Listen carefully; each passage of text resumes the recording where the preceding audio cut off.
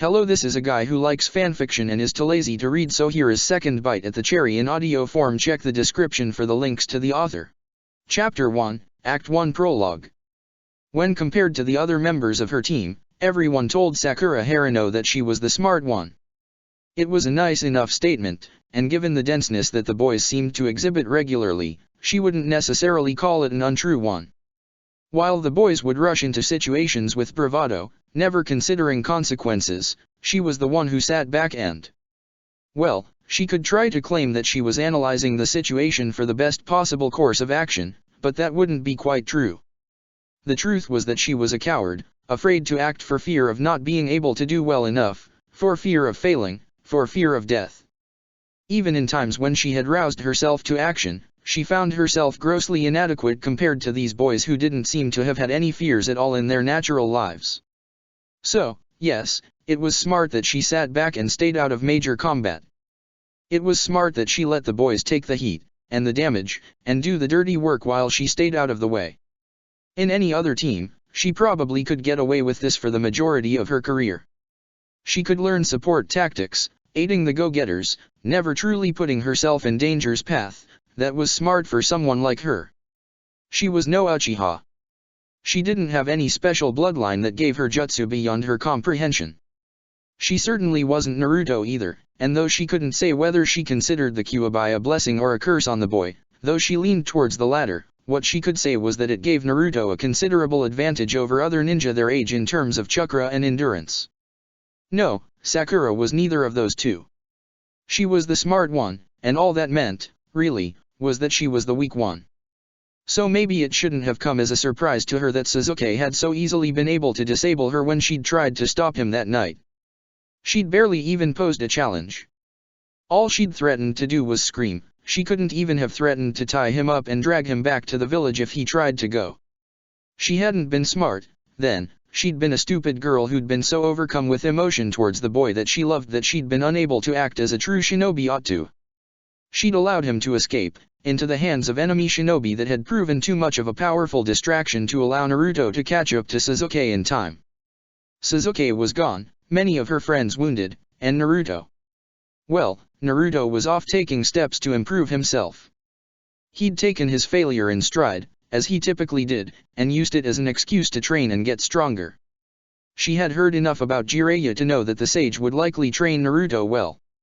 Naruto would get stronger in return and, well, she wasn't really quite sure what would happen after that, but knowing Naruto, he would try to find Sasuke and bring him home. And he would succeed, wouldn't he? It's what she would have thought, before the failure of the last mission. Naruto and Sasuke had beat many odds, to complete the mission in the Land of Waves, to push their way through the Chunin exams. Who wouldn't have believed in their continued success? Sakura wasn't dumb. Even if they were just beating the odds, they were consistently beating the odds, so it was smart to assume that they'd continue doing it, even if, in the latest case, they were turning their own odds against each other. She wasn't surprised Sasuke had gotten away. Just massively disappointed. Disappointed in him, disappointed in Naruto, and disappointed in herself. She could move on from this. Request transfer onto another team and continue to sit in the shadows, supporting, watching, never really moving forward. She could sit back and wait for Naruto's return this way, and when the time came she could aid him, try to beat the odds once again. She could even attempt to get some supplementary training.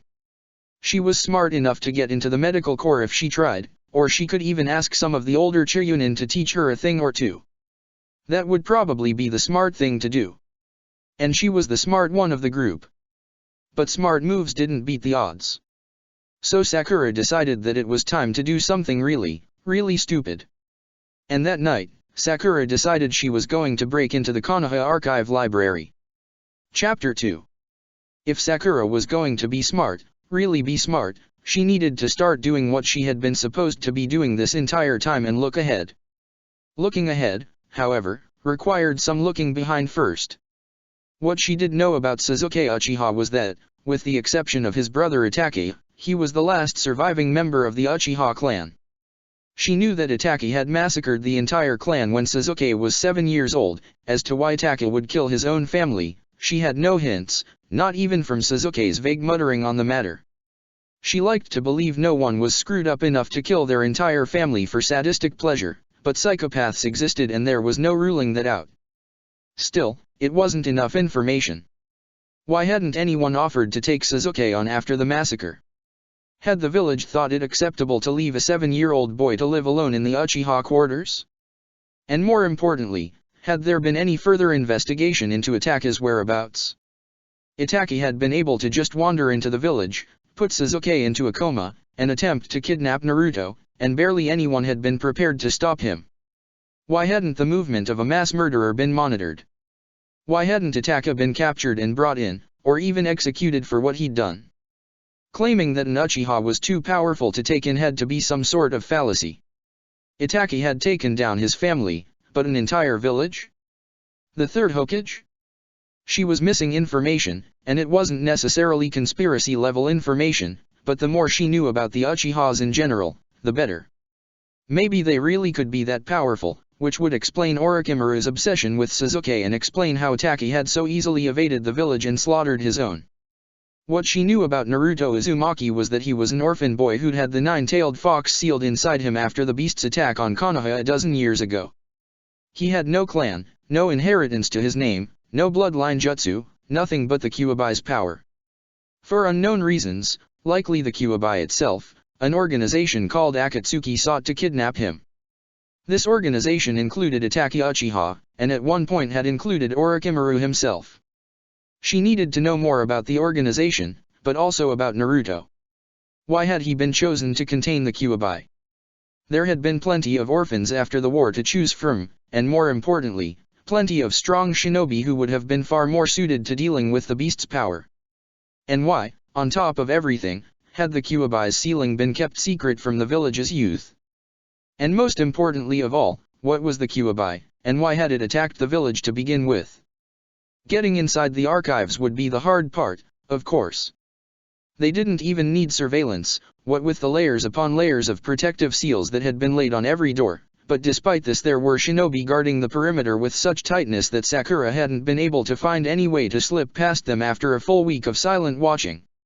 So, she asked herself, what would Naruto have done? Perhaps it was a strange question to immediately ask, but she'd learned through a grapevine that Naruto had managed to sneak a scroll of forbidden jutsu away from the archives after failing his genin exam for the third time. He'd been wet behind the ears then, not having learned half the jutsu and skills he'd used to get through the Chunin exams, and if he'd managed to do it, surely she could as well. She just had to think like him and put herself in his shoes. It came to her after a solid day of considering options that Naruto was an expert at doing things that people didn't expect. And more importantly, she'd seen Naruto approach a perfectly protected area before in the Chunin exams, finding a way around it by finding the one blind spot that one Hyuga prodigy hadn't expected. Distraction, and surprise. She didn't necessarily need the guards to be gone from the archives. She just needed them to not be looking while she tunneled under the building and made her way into it from beneath. Thankfully, she knew another infamous prankster who had the extra bonus of being related to the late third, which meant that a little mischief wasn't likely to get him arrested. A quick smile, a bat of her eyes, and some careful pleading, and Kano Amuro would be off creating some havoc with a large herd of expertly diverted cattle. Then, Sakura prepared to get her hands dirty. Digging holes was something that had been taught in school, of course, as digging a hole large enough to hide oneself in the midst of battle was a typical shinobi technique. This, of course, required some precise chakra control and the arm strength to push through the thicker layers of the dirt. Prolonged digging could lead to injury, of course, if your body wasn't prepared enough to keep up with the effort. Sakura knew that she didn't have Naruto's endurance. Digging a hole from a safe spot all the way beneath the archive would only end in failure. She'd dig her hands raw and bloody before she made it halfway. Thankfully, she didn't need standard digging techniques in order to get the job done. She just needed the public library, an ample amount of time to learn some basic earth-style ninjutsu. The tunneling technique was a common enough ninjutsu that she found a scroll with the hand seals after but an hour of looking. From there, it was just practice. The tunneling technique required visualizing the entirety of the tunnel from start to finish. Estimating length was a bonus, though in the heat of battle such estimations were far too much to calculate quickly, so Sakura deduced that the knowledge wasn't entirely necessary. Still, she prepared as much as she could, guessing the length she'd need the tunnel to be and working on making tunnels precisely that long. Making the training grounds full of holes wasn't something she was particularly fond of doing, given that she needed to practice the jutsu required to fill them again, but hey, she could consider it training. After 2 weeks of practice, taking on mundane missions, and putting in the right words with Kano Amaru, her plan was set, and the day of the infiltration arrived. It was nerve-wracking, she had to admit. She'd never been a rule breaker, and for a first time, she was really breaking one of the biggest possible rules in the book. She could be imprisoned for life for daring to attempt such a thing. At the very least, she'd have to explain herself, probably directly to the Hokage, and she doubted that platonic concern would pass as a reason for sneaking into a restricted area. Still, it was a better reason than Naruto would have had on the night of his failed genin exam. Sakura took a deep breath, waited until she heard the thundering of hooves in the distance, and made 4 hand signs. Ram. Dog. Rat. Bird. The earth release, tunneling technique. A hole formed directly in front of her, large enough for her to crawl into, but small enough to be reasonably concealed for a decent length of time. Sakura didn't waste any time testing the hole's integrity before crawling in. She might only have one chance at this, and every second mattered. It was a long and dark crawl to the other side of the tunnel, and with every pull of her hands she felt herself become more anxious. There was no light at the other end of the tunnel, the archives were kept dark unless they were in use. Thankfully, that was a decent enough sign that there were no guards inside the building. Stupid, Sakura thought to herself, but she supposed the village hadn't thought anyone capable of getting inside, let alone someone like her. She pulled herself up and out into a quiet room. With a small click of her flashlight, the shelves lit up around her. She saw scroll after scroll, tome after tome, more than she could ever hope to read in a single night. Sakura glanced back at the hole she'd made. She could go get food, but that would waste time she didn't have. They might have caught Kano Amaru's herd by then. No, she had taken her one chance, and she wasn't going to waste it. With a push of her chakra, she sealed the tunnel behind her. She'd eaten before she'd started this venture, which meant, according to her basic survival classes, that she had an average of 3 to 4 days before dehydration would kill her. Then, she'd need enough energy to create a tunnel and scamper her way home before any of the guards could figure out how someone had managed to create a tunnel on the inside of the building, and where to. She wouldn't have Kano Amaru's distraction, which meant they'd almost certainly catch on the minute she made the tunnel. She'd have to move fast. And the only advantage she'd have would be that they wouldn't know where the tunnel led right away, which would give her enough time to get a head start running. Plus, they likely wouldn't be looking for a Konoha Kunoichi, and she wasn't stealing anything, so they wouldn't have any damning evidence. She could do this. She just had to take a deep breath and start what she came to do. So, Sakura picked a scroll and read. It was several hours before she found a collection of scrolls related to the Akatsuki, and not long after before she found an entire scroll on what she read to be the 9-tailed beasts. Not the Kyuubi, mind, who was a 9-tailed beast, but that there were 9 beasts in total of immense chakra who once roamed the planet. Forces of nature, untamed by man, until one day they were tamed, several of them, by none other than Konoha's first Hokage. Though several of the beasts were traded out to other countries in order to broker peace, Konoha kept hold of the strongest of the bunch, the Kyuubi.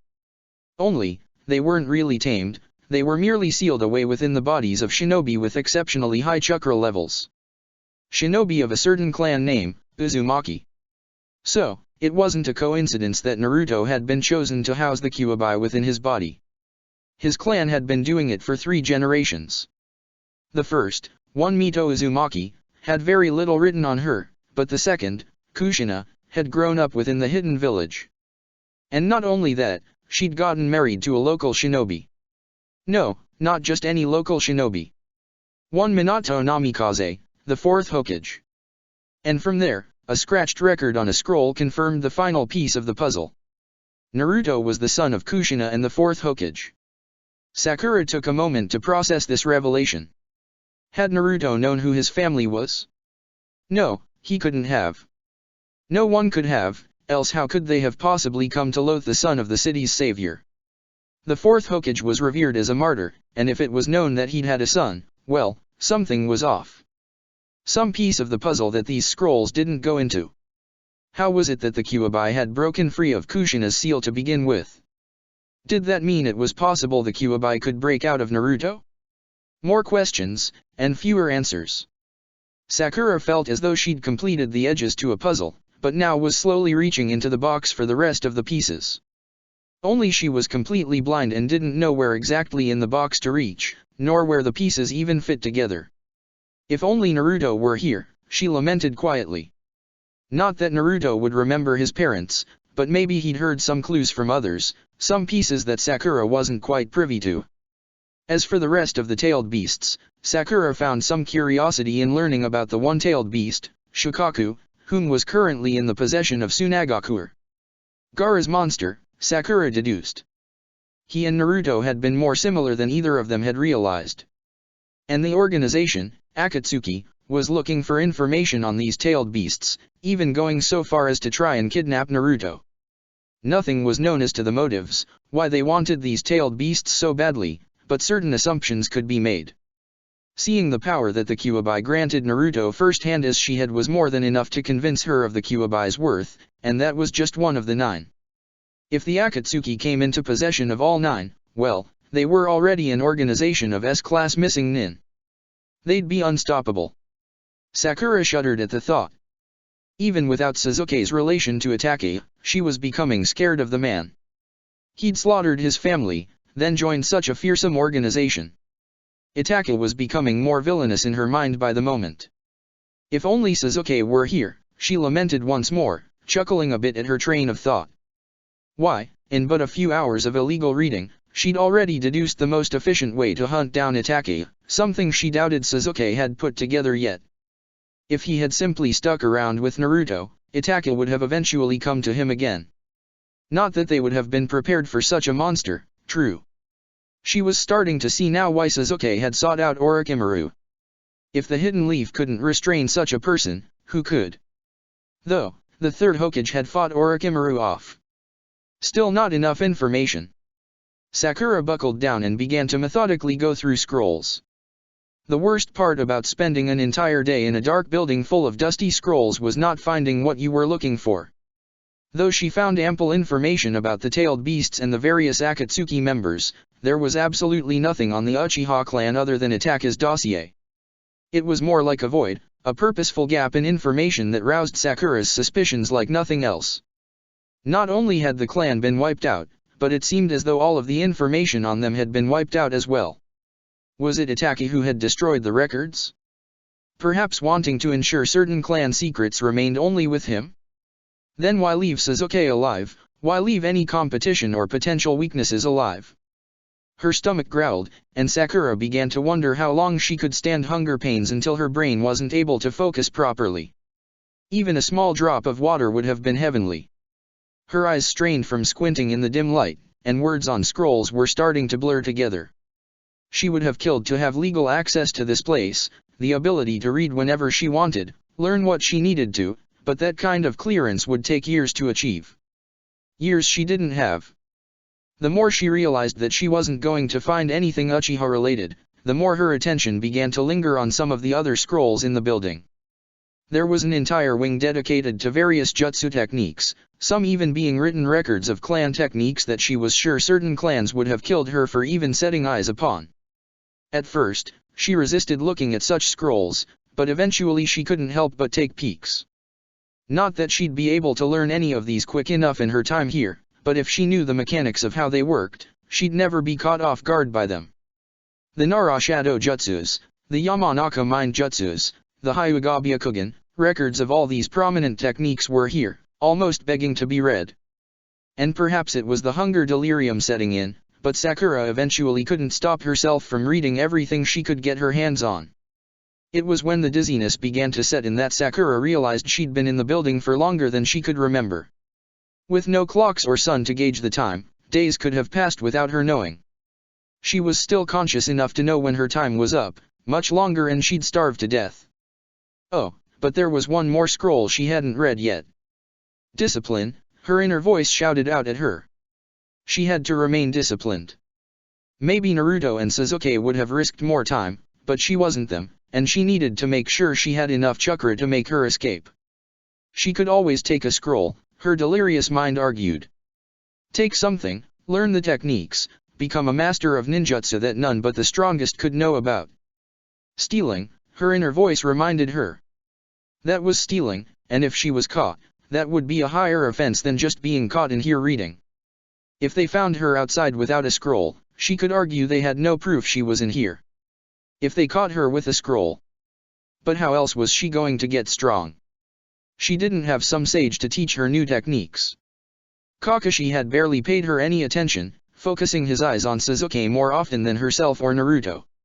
Even though Naruto had made it to the final rounds of the Chunin exams, Kakashi had dumped him in the hands of another Jounin. No, she didn't have anyone that could teach her things. Not her sensei. Not some sage. Only her scrolls, and that was it. Well, she'd already made one stupid decision by breaking in here. What was one more? Sakura grabbed the first small scroll that she laid eyes on, something that she could fit in a pouch without arousing suspicion. Any of the larger ones would have held more secrets, but would have been far harder to hide. She had to have some measure of caution in her stupidity, didn't she? She returned to the spot where she had exited her tunnel before, the ground there still broken up and soft, despite her having filled it in. It would make it easier to make the tunnel again, she hoped, if she was just reopening a tunnel from before. Sakura took a deep breath, attempting to compose herself. This would be the hardest part. This would be quick jutsu, running, hiding, deception, a high risk of danger and imprisonment. But really, wasn't this what being a shinobi was all about? For the first time in her year of wearing a leaf headband, Sakura felt like a shinobi at last. Ram. Dog. Rat. Bird. Sakura put her hands to the ground and prepared to run. Chapter 3. One of the most important techniques a shinobi could learn was the art of misdirection. Which now led Sakura to a very important question: could she still call it misdirection if it was accidental? She'd made it through her exit hole in what was probably some sort of record, sealing it behind her, brushing the dirt off her pants, and gone about 5 feet before a Jounin had landed nearby. To her credit, she'd stayed calm, only hesitating to make a mental note of which direction would probably be the best to make an escape. The Jounin had taken a step towards her, and then he'd asked if she'd seen anything suspicious nearby. To which she innocently replied that of course she hadn't, but if there was something going on she would be more than happy to help. That prompted the Jounin to dismiss her and send her on her way, leaving Sakura behind with a quick leap to the trees. Sakura took a moment to breathe. She felt anxiety shaking its way into her hands and feet, and the weight of the small scroll she'd hidden in her waist pack seemed to grow with every passing second. She exhaled and began to walk. The unfortunate implication of the conversation was that clearly none of the village's Jounin thought her strong enough to warrant a threat, or any suspicion. The fortunate implication of the conversation was the exact same realization. By distinguishing herself as someone who followed the rules and wasn't particularly talented, she'd essentially made herself invisible. Because of her own incompetence, she'd gotten away with breaking into a high-security building and stealing one of the valuable scrolls within. It was kind of funny, now that she thought about it. She'd accomplished in a week what the village had been certain nobody could do. Maybe there was something to brashly running into a situation after all. Sakura made a mental note not to yell at Naruto so much for, well, being Naruto. There were only 2 loose ends she needed to worry about. The first was out of her control. If the Jounin she'd met ever thought to question what she'd been doing in the woods outside the archive, she was certain suspicion would fall on her immediately. Game over. Nothing she could do about that, so essentially this was a test of just how good at beating the odds she was compared to the rest of Team 7. It was possible her luck was abysmal just to balance out the other 2, but she could hope for otherwise. The second loose end was Kano Amaru, and Sakura hoped that his little pranking incident was far enough in the past that no one would think to associate it. It wasn't the first time the kid had caused havoc, and it wouldn't be the last. That was what she was counting on. So, with both loose ends out of her control, that left only one course of action to be done immediately, and that was to take a look at the scroll she'd filched. Oh, and eat, Of course. There was a strong possibility that was important. Thankfully, her parents had never been the type to ask questions. The life of a shinobi was always going to be full of secrets, something they'd resigned themselves to once Sakura had been accepted as a genin. She'd never be able to tell them everything about her job. So, when she got home, she received a greeting from her mother and father and nothing more than that, allowing her to head straight to the kitchen for a bite and then straight to her bed for some much-needed sleep. Sakura woke up more than half a day later. She'd probably never slept so well in her life. She was almost hesitant to open her eyes, afraid that she'd find a Jounin squad waiting in her room to arrest her. There were only her books, however, and the only eyes staring at her were those from the pictures on her wall of Team 7. She let her eyes linger on the photographs. The first one had been from when they'd first been assigned on a team together. She and Kakashi'd had the decency to smile, at least, but Naruto and Sasuke were both sulking for one reason or another. Usually she would scoff at the picture, but today she couldn't help but smile. "All right, you two," she said aloud as she reached for her pouch. "Today's the day I'm going to start catching up with the both of you. I'm not going to be left behind anymore." She didn't even hesitate to open the scroll, eagerly peering at the contents within. Her eyes glanced over the hand signs and descriptions once, twice, a third time. These were all sensing jutsu. Sakura groaned out loud. Of all the scrolls that had been in that archive, she picked the one that didn't have anything offensive at all. This wouldn't help her show up Sasuke's Chidori or Naruto's new Rasengan. Oh, but she'd be really good at finding them in the woods if they happened to get lost. In a fit of anger, she threw the scroll against her bedroom wall, watching it bounce and unravel on the floor in front of her. She'd gone through all that damn work for such a stupid scroll. It would be stupid to try and go back for another one, right? She allowed herself to grump all through breakfast and all through getting ready for the day. The scroll remained on the floor, and Sakura had to tell herself not to step on it as she made her way around her room. Eventually, she returned to sitting on her bed, staring at the scroll at her feet. She'd been gone a couple days, so it would probably be wise to report to Tsunade and let her know that her vacation had ended. But, she was also recovering from a couple days of starvation and sleep deprivation. She could probably afford to take another day for herself. And even if this scroll didn't have the flashy, powerful jutsu she'd been hoping for, it would probably still be good to learn what she could from it, right? Sakura let herself groan again before scooping the scroll off the floor. If she could do anything, it was red, and damn it all, she was going to make sure her stunt had been worth the effort. Chakra was a unique blend of one's physical and spiritual energies. This was Shinobi 101.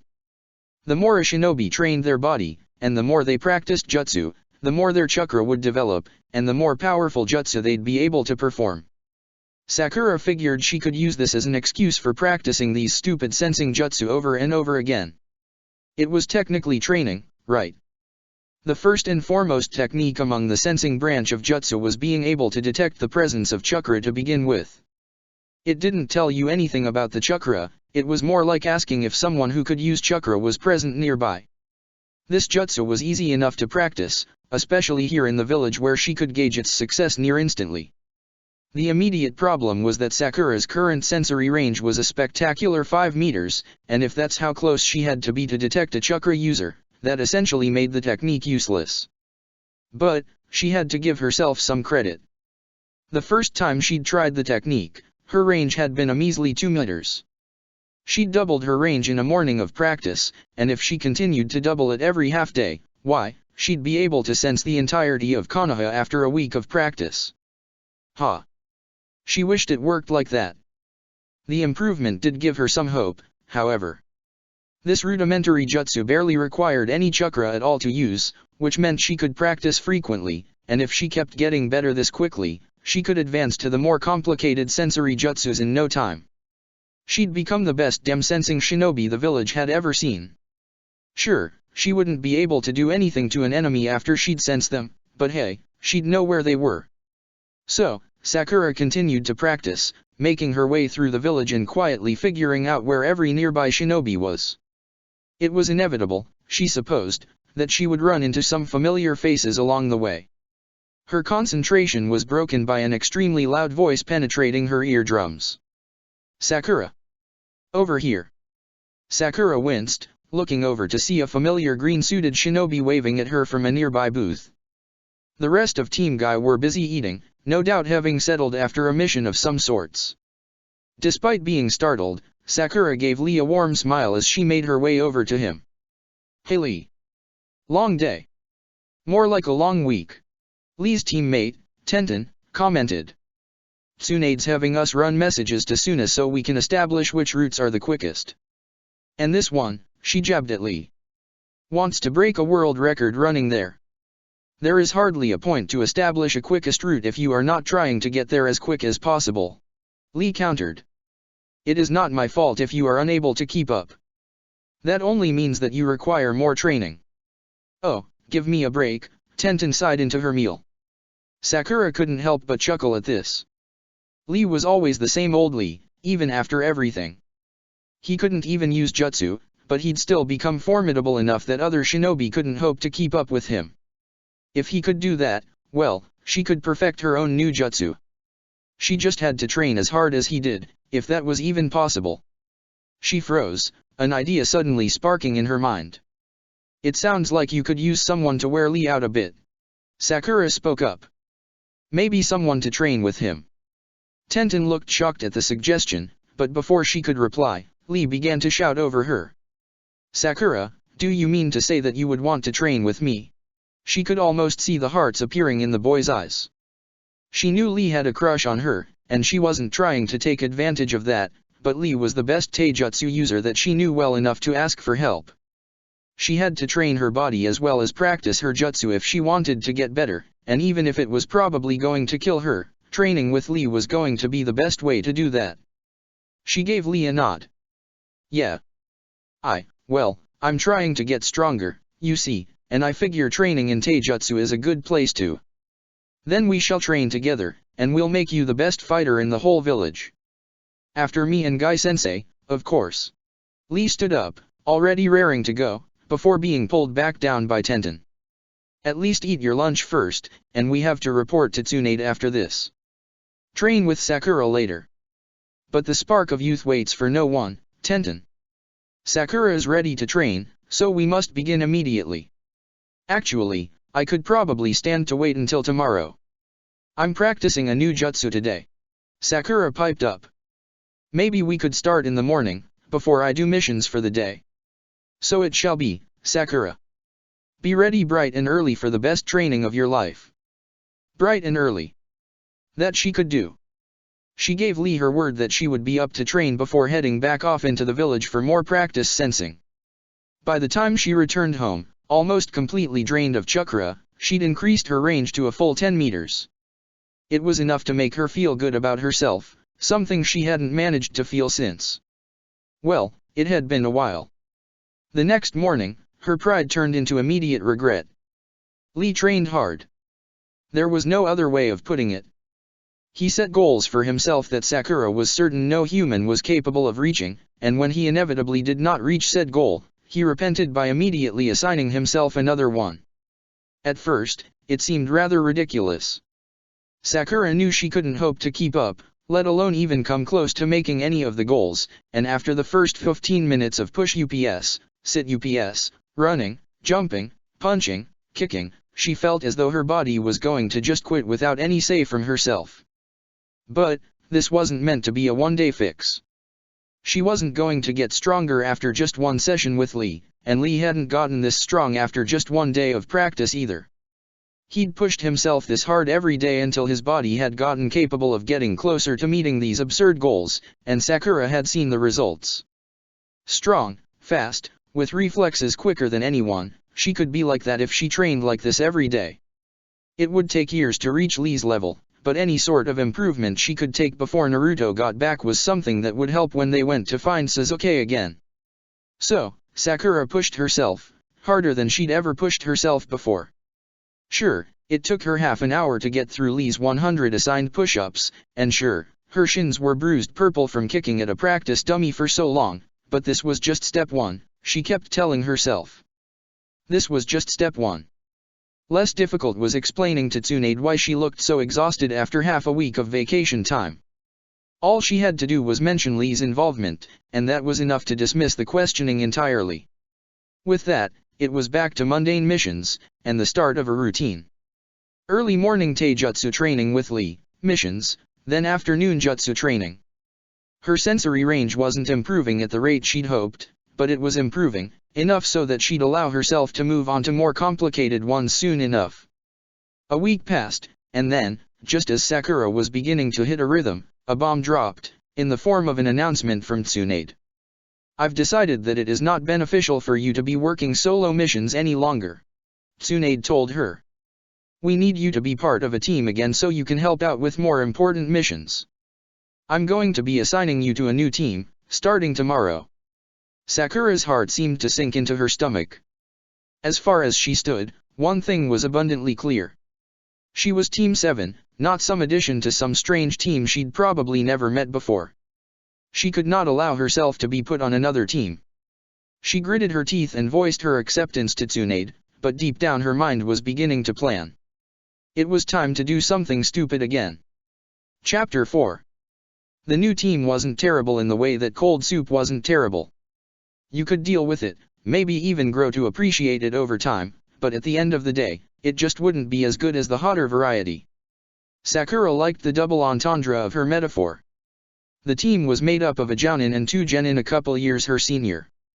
They had lost a team member during Orochimaru's invasion, and Tsunade had declared their mourning period over by assigning Sakura to their group. Maybe Tsunade had hoped that their loss of a teammate could be something Sakura related to, and maybe if Sakura hadn't developed her own plans, she could have let herself. In a way, she felt bad for the team. They'd put their best foot forward in trying to be welcoming to her, and she was inevitably going to disappoint them. Was this how Sasuke had felt, when he'd made the decision to join Orochimaru? He'd claimed that she was incapable of understanding him, that no one was capable of understanding him. Funny how now, in following in his footsteps, Sakura felt like she understood him better than she ever had before. Of course, the difference between Sasuke and herself was that when she decided to leave the village, she didn't just up and wander off without a thought to the consequences. She was going to plan. She was going to leave in a way that wouldn't arouse suspicion for a while, a couple days if she was lucky, and she was going to leave for a place that nobody would think to find her.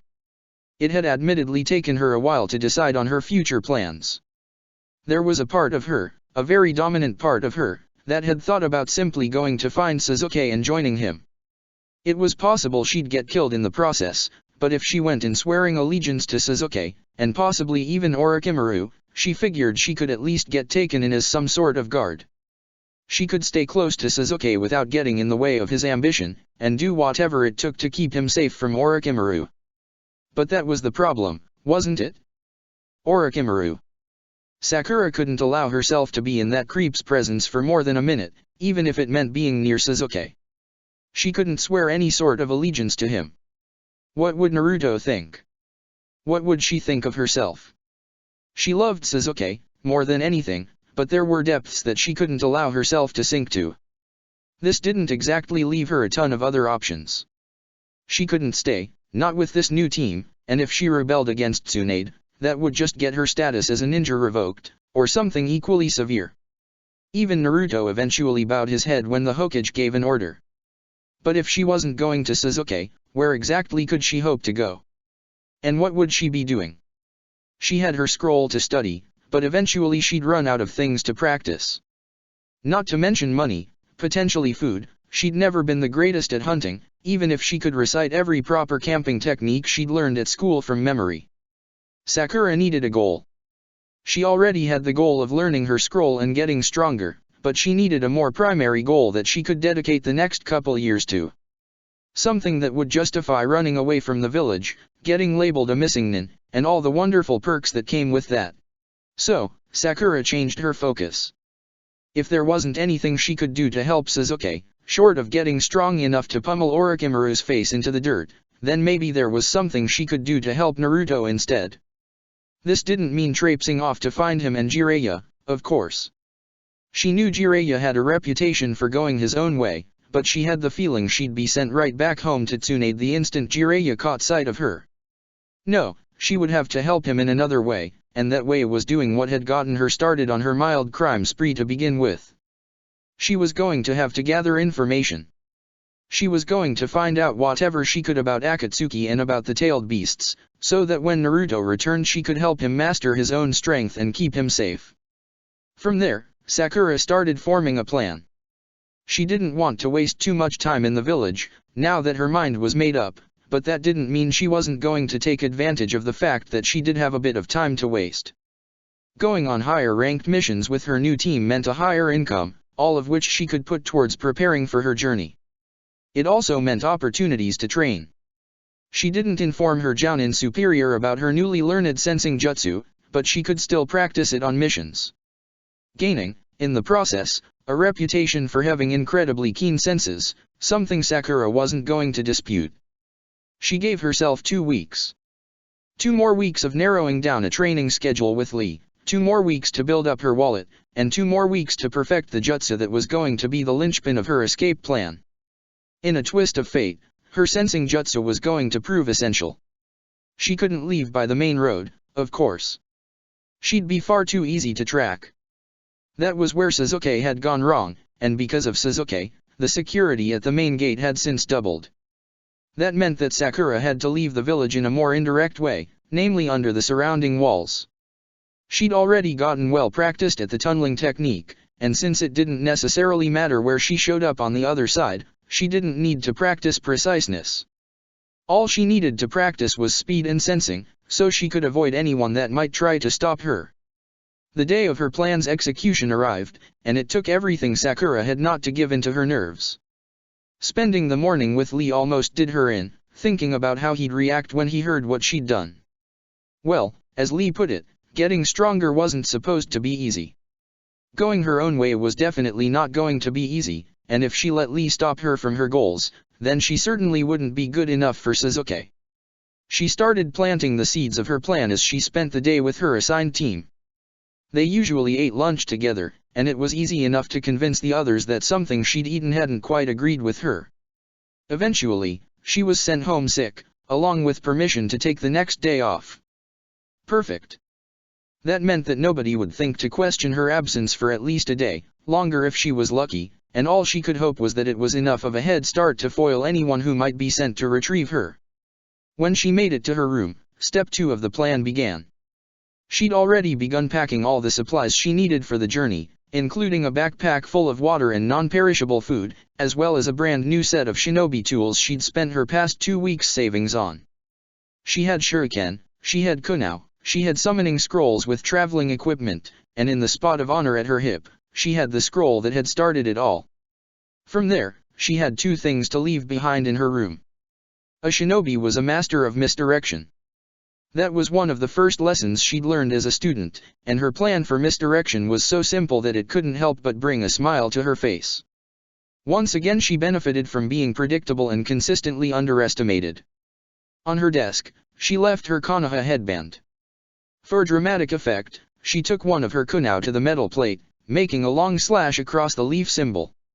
Sasuke's headband had come back with a similar marking, so it would help reinforce the second thing she was leaving behind, a short letter detailing her desire to be with Sasuke, and the statement that she was leaving Konoha to go join Sasuke and Orochimaru. She signed the letter with a flourish and left it next to the headband. Her definitive statement on leaving the village.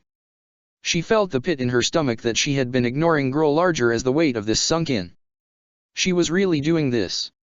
She was leaving her home on a quest for knowledge. She might never be accepted back. She might not even find anything that could help Naruto. But damn it all, she had to try. It was still daytime, but thankfully all she really had to do at first was avoid her team. Nobody else had heard the news that she'd been sent home with a stomachache, and everyone else who knew her would just be assuming she was getting ready to go off on a longer mission. Since she knew that her team would be taking a patrol mission, this made things difficult. They would be on the outskirts of the village, and she had no way of knowing exactly where unless she stumbled into them. However, this did mean that until she reached the outskirts, she had little risk of being uncovered. More practice at misdirection, she decided. Her initial goal was to appear as casual as possible as she made her way to her pre-designated digging point. Since the guards wouldn't be looking for anyone approaching the wall from the inside, she had a small advantage. As long as she stayed within the cover of trees and far enough away from patrols, she had no doubt she could create her tunnel without being noticed. The problem was someone catching sight of her on the other side. She would have to go through her tunnel slowly, preserving energy, so that if she was discovered, she'd have the energy to make a break for it. It was perhaps because her thoughts were occupied on these possibilities that Sakura didn't notice Kakashi until she quite literally bumped into him. It would have been startling even if she wasn't planning on leaving the village. Kakashi had been sent on missions near constantly since the breakup of Team 7, which was part of the reason Sakura had been doing missions on her own before her reassignment. That he was in the village at all was some sort of unlucky miracle, and of course since she'd been stupid enough to bump into him, that meant they had to talk. Catch up.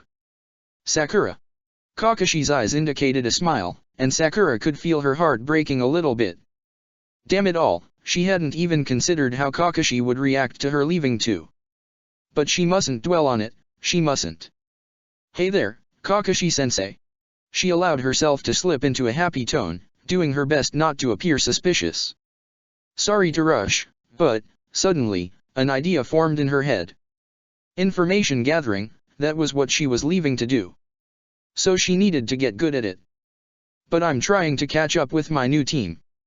I wasn't feeling so well earlier, so they left on patrol without me, but now I'm feeling better. You haven't happened to see what direction they went, have you? I think I might have seen them by the gate when I came in. By now, they're probably on the east side of the village. Kakashi looked thoughtful, but still beamed at her as they spoke. I must say, when Tsunade told me you'd been reassigned, I didn't think you'd take it this well. Well, someone has to be the grown-up of Team 7, right sensei? Ouch, Sakura. I might almost think you're implying I'm not the grown-up. Maybe if you had ever been on time, I might be thinking differently. Sakura couldn't help but feel a bit more light-hearted at the banter. It was so familiar. Like things hadn't changed. Like things weren't about to change. She paused, her stomach sinking slightly again, and this time Kakashi noticed. He looked away, off towards the direction of the gate. Thinking about Sasuke and Naruto, Sakura deduced. How could he not be? Kakashi had been a part of Team 7 too. Did he blame himself for what had happened? Sakura. Don't worry, Kakashi-sensei. Sakura found herself speaking without thinking. I'm going to get stronger. For both of them. When Naruto gets back, we're going to be good enough to take down Orochimaru and anyone else who gets in our way. Kakashi looked back at her, slightly surprised at the outburst. Even she wasn't quite sure why she was saying it. Maybe it was something he needed to hear. Until then, you keep getting stronger too, Kakashi-sensei. Team 7 is always going to need a leader. Silence. Then, another smile from Kakashi. He reached out suddenly, putting a gentle hand on her head. Don't give up.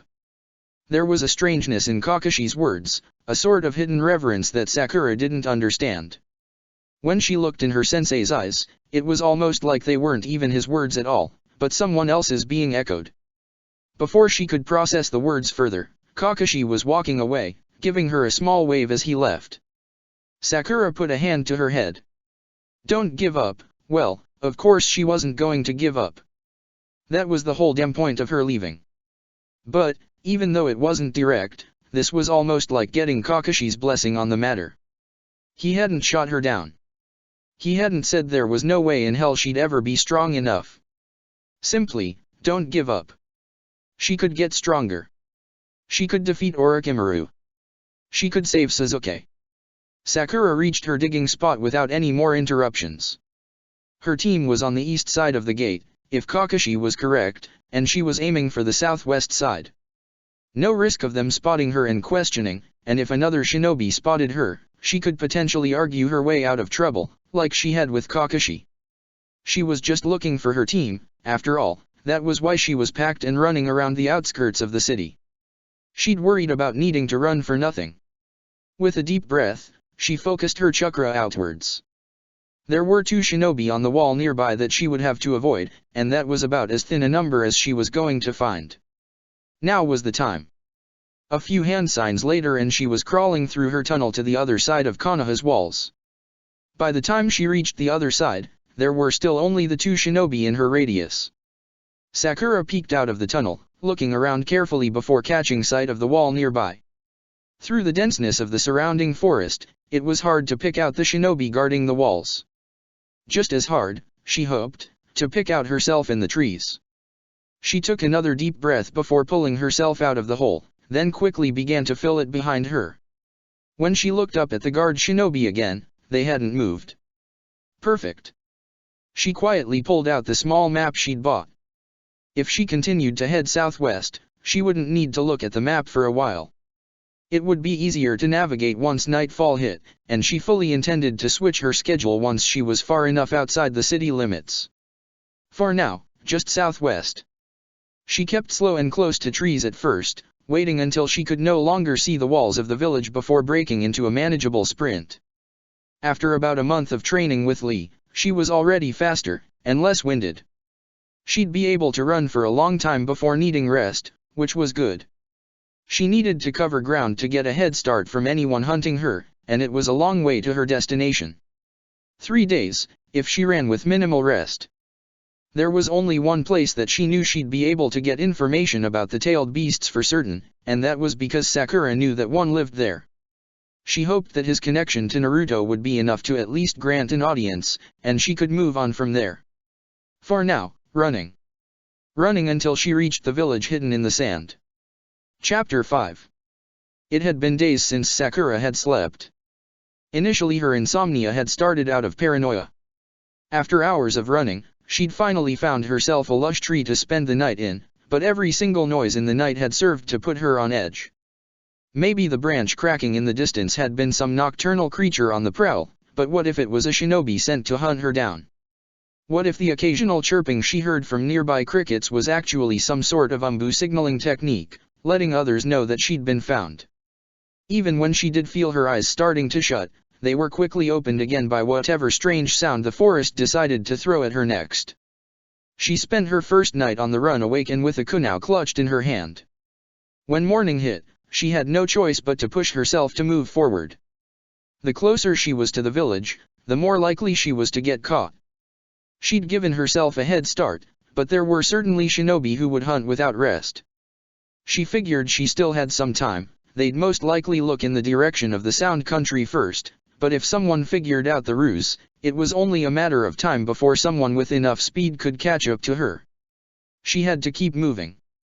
The next night she reached the edge of the forest boundary, and only wasted a couple of hours trying to sleep before realizing it was futile.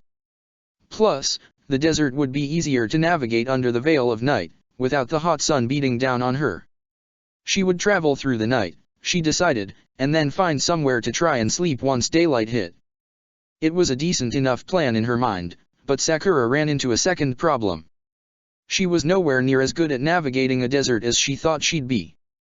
When she could see the stars, navigating was easy. But the desert in Wind Country was, well, full of wind.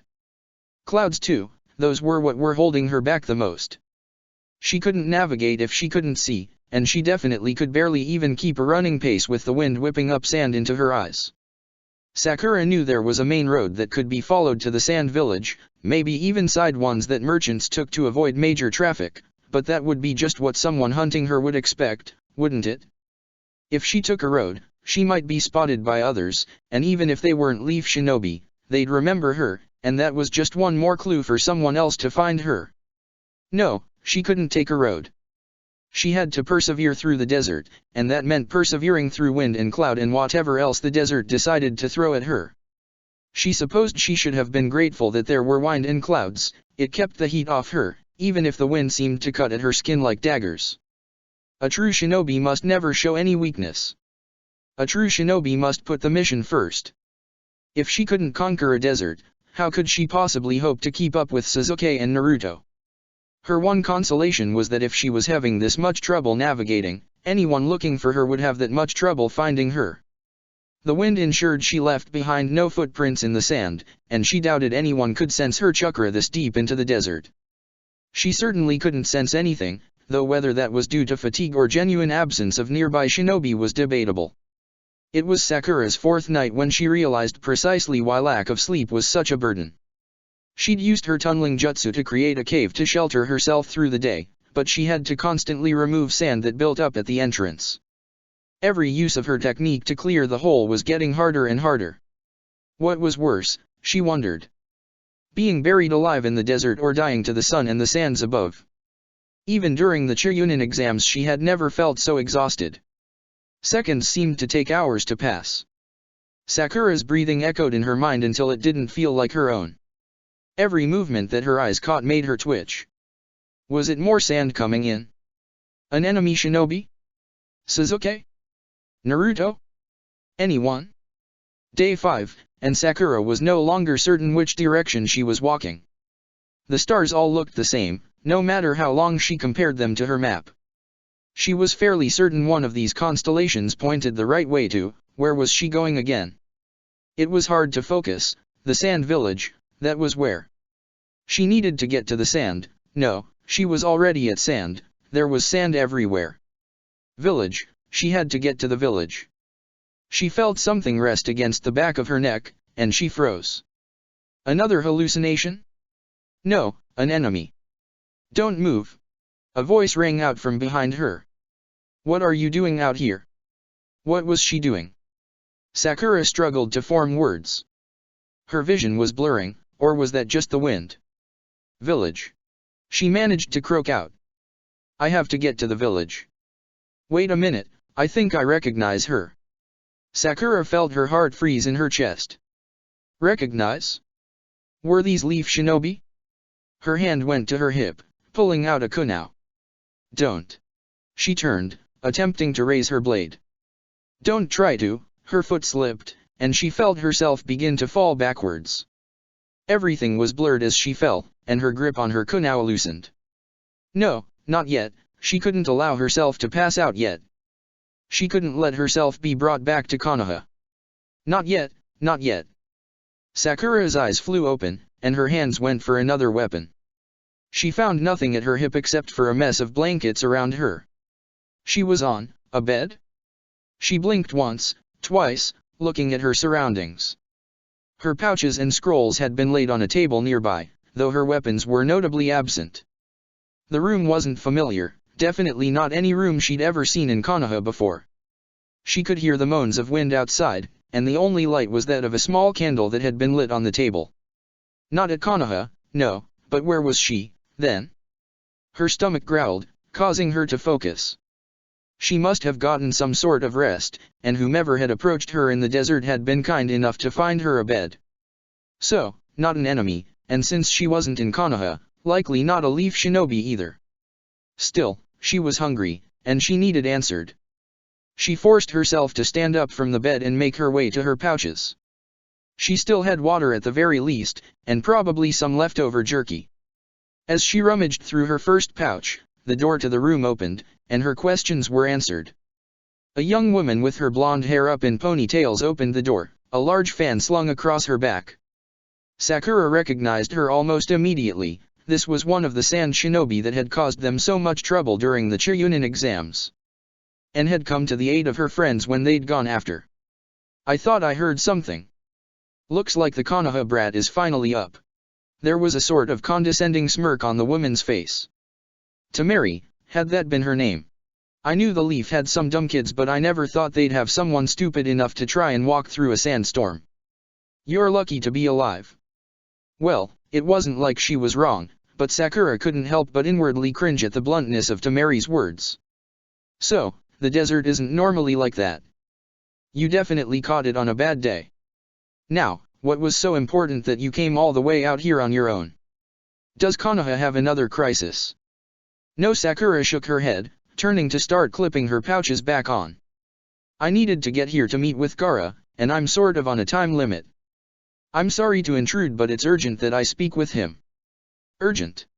Temari looked her up and down, and Sakura couldn't help but look away. It was like the kunoichi was seeing right through her. So Konoha is not in crisis, but seeing Gaara is urgent. I'm going to need more to go on than that. I know we're allied with the Leaf, but we found you alone in the middle of our territory looking half dead. That's suspicious as hell no matter how you look at it. Yeah, I guess so. Sakura continued to look down, shuffling her feet. I promise, I'm just here for information.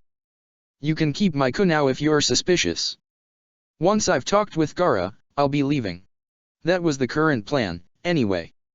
If Suna found out that she was now technically a missing nin, well, she wasn't sure what they'd do, but turning her in was a distinct possibility. The less time she spent here, the better. She looked up again to see Temari still examining her, but the condescension was gone, instead replaced by a look of curiosity, and then sympathy. All right, Leaf Brat. You look starved. We'll eat, and you'll tell me what you need. Then we'll decide what to do with you. Sakura got the feeling she had no other choice. At the very least, there'd be food. The inside of the building was bland, tan stone that winded around in what appeared to be endless hallways, and yet, there were very few people that passed her by as she followed Temari. If this really was the Sand Village, it was incredibly sparse. Well, they were still recovering from a small war. How many Sand Shinobi had died trying to invade Konoha? Sakura didn't want to consider it. How could their villages be allies, after all this? Was it possible that the Sand held no resentment towards the Leaf? Even if it had been orchestrated by Orochimaru, Orochimaru had been Leaf himself, once. And yet, she'd been brought her and given a bed. And they had come to help get Sasuke, back when they'd needed aid. It was complicated. But Sakura wasn't going to let herself complain about the help, nor the peace that had somehow been achieved. Maybe it was some sort of miracle, but it was the good kind, for now. Her thoughts shifted gears as she tried Suna food for the first time. Different spices were more common out here in the desert, and the food was spicy enough to make her mouth burn. Sakura tried not to show it. Temari already thought her a weak idiot, no doubt, and Shinobi couldn't afford to show weakness. She swallowed down the food and did her best to hold back tears of pain. So, Gaara, Temari spoke as Sakura ate. Not sure what you want with him after all he put you through. He's out on patrol currently, but he'll probably be back in a couple of days. A couple days? Sakura groaned. That's not nearly quick enough. Maybe you can direct me so I can go meet him. Yeah, because you going out alone in the desert worked out so well last time. Temari laughed. I know you're in a hurry, but you'd be better off waiting here. The sandstorm should clear up by the end of the week, anyway. You can meet with Gaara and be on your way without losing the road again. Right. Losing the road. That was a good enough excuse, Sakura figured.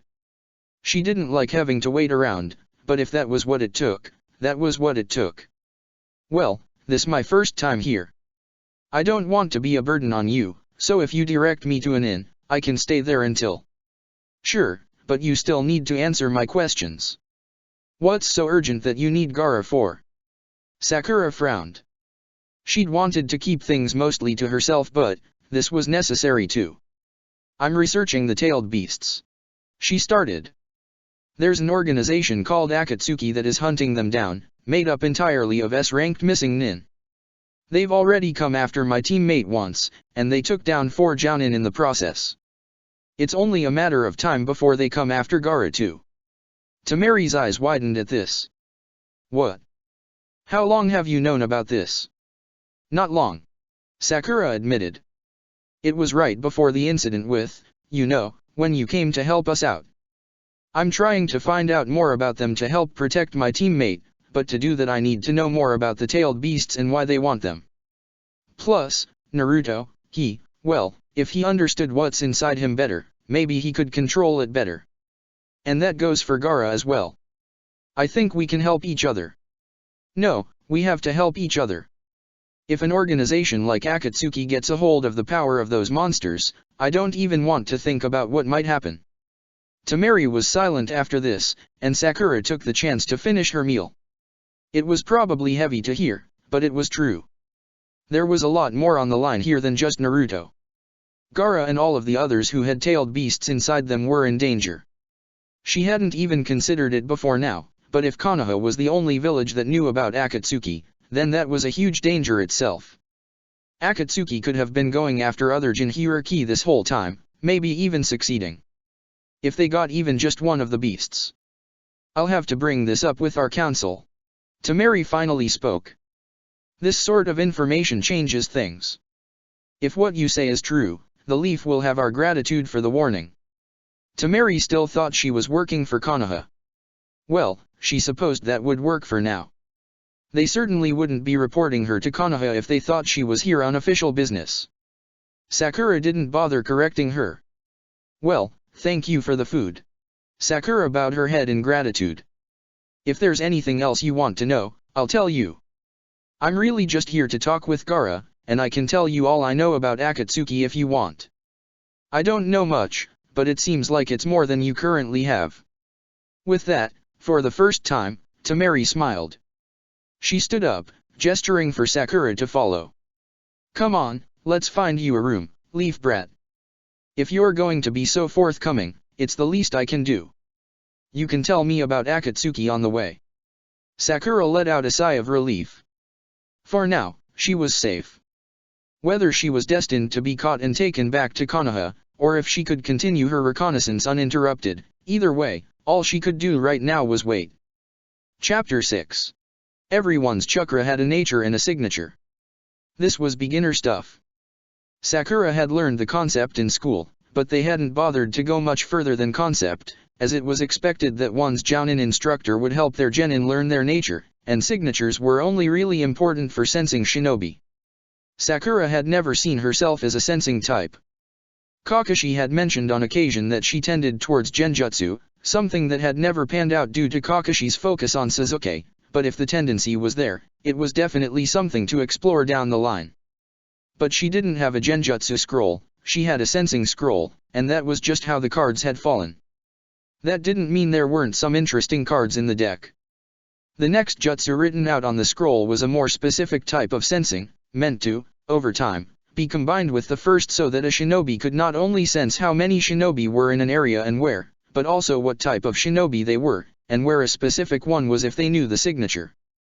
This combination jutsu was referred to as an A-rank technique, and Sakura wasn't stupid enough to think she was going to master that in a day, but it would serve adequately as a future goal to strive for. If she really was a genjutsu type, being able to determine how many shinobi she needed to affect, as well as the best way to affect them, well, that would certainly make things a lot easier on her. Even just knowing her enemy was a desirable enough skill. There was a problem, though, because of course there was. She could use the jutsu easily enough on a first try, and could easily tell that there were differences in nature between every shinobi in her range. That wasn't the problem. The problem was that she had no idea which natures she was looking at. Without a teacher to tell her that a certain person tended towards earth or wind or whichever, all that Sakura could deduce from the jutsu was that people were different from each other, which was entirely useless information. She could, probably correctly, assume that Temari was wind-based and go from there, but that was still just an assumption, and she didn't want to put her life on the line going off of an assumption. If she'd been in Konoha she could have just asked each shinobi what they tended towards, but here in Suna? They had an alliance, sure, but going around questioning individual shinobi about their chakra would definitely be seen as suspicious. Gathering information to be used in the future, perhaps. Equally frustrating was the realization that she couldn't use the jutsu to sense her own chakra. She'd always been curious as to which was she tended, but chakra paper was expensive, and there was no way she could afford it now without income.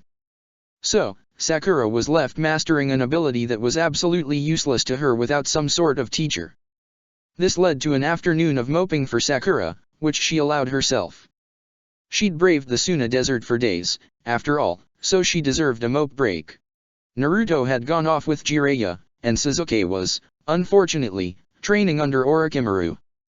Logically, she probably should have gone to Tsunade for aid, maybe even asked to be her apprentice, but how could she take the tutelage of someone who knew so much yet refused to act on it? Tsunade was content enough to play things safe. In a way, Sakura got it. In a world of unknown enemies, it was logical to play things safe, keep withdrawn, ensure they didn't provoke their enemy's ire before they were prepared for it. But the problem was that Tsunade didn't even seem to be preparing. Sakura had gotten more done and learned more in the past month than in the entirety of her career as a shinobi. Following the rules, staying back, keeping safe, time had proven that shit just didn't get done that way. She hadn't survived the Chunin exams by holding back. And, well, she couldn't hold back now, could she?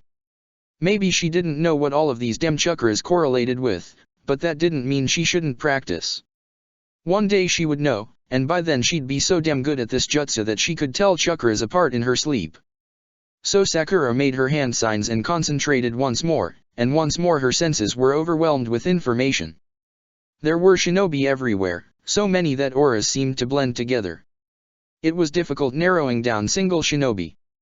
Sakura had begun to gain a newfound respect for official sensing shinobi. It was difficult to concentrate without getting much of a headache.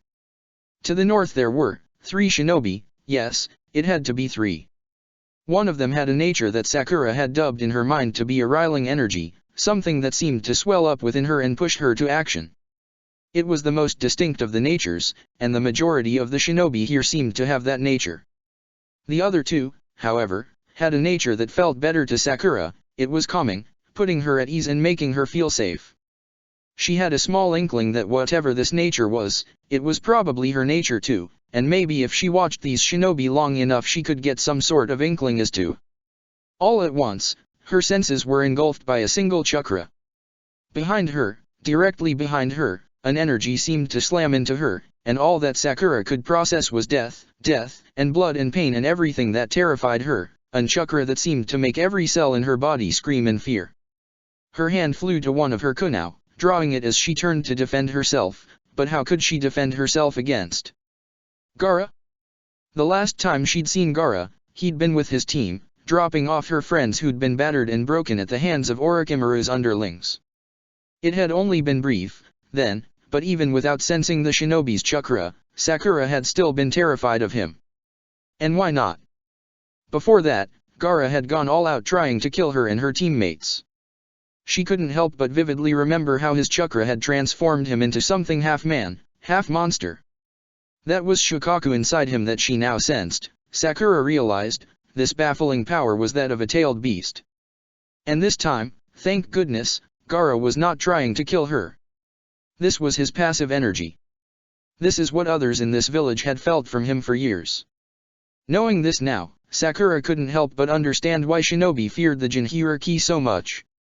If this was when Gaara was calm, how terrible must his chakra feel when he was enraged, ready to kill?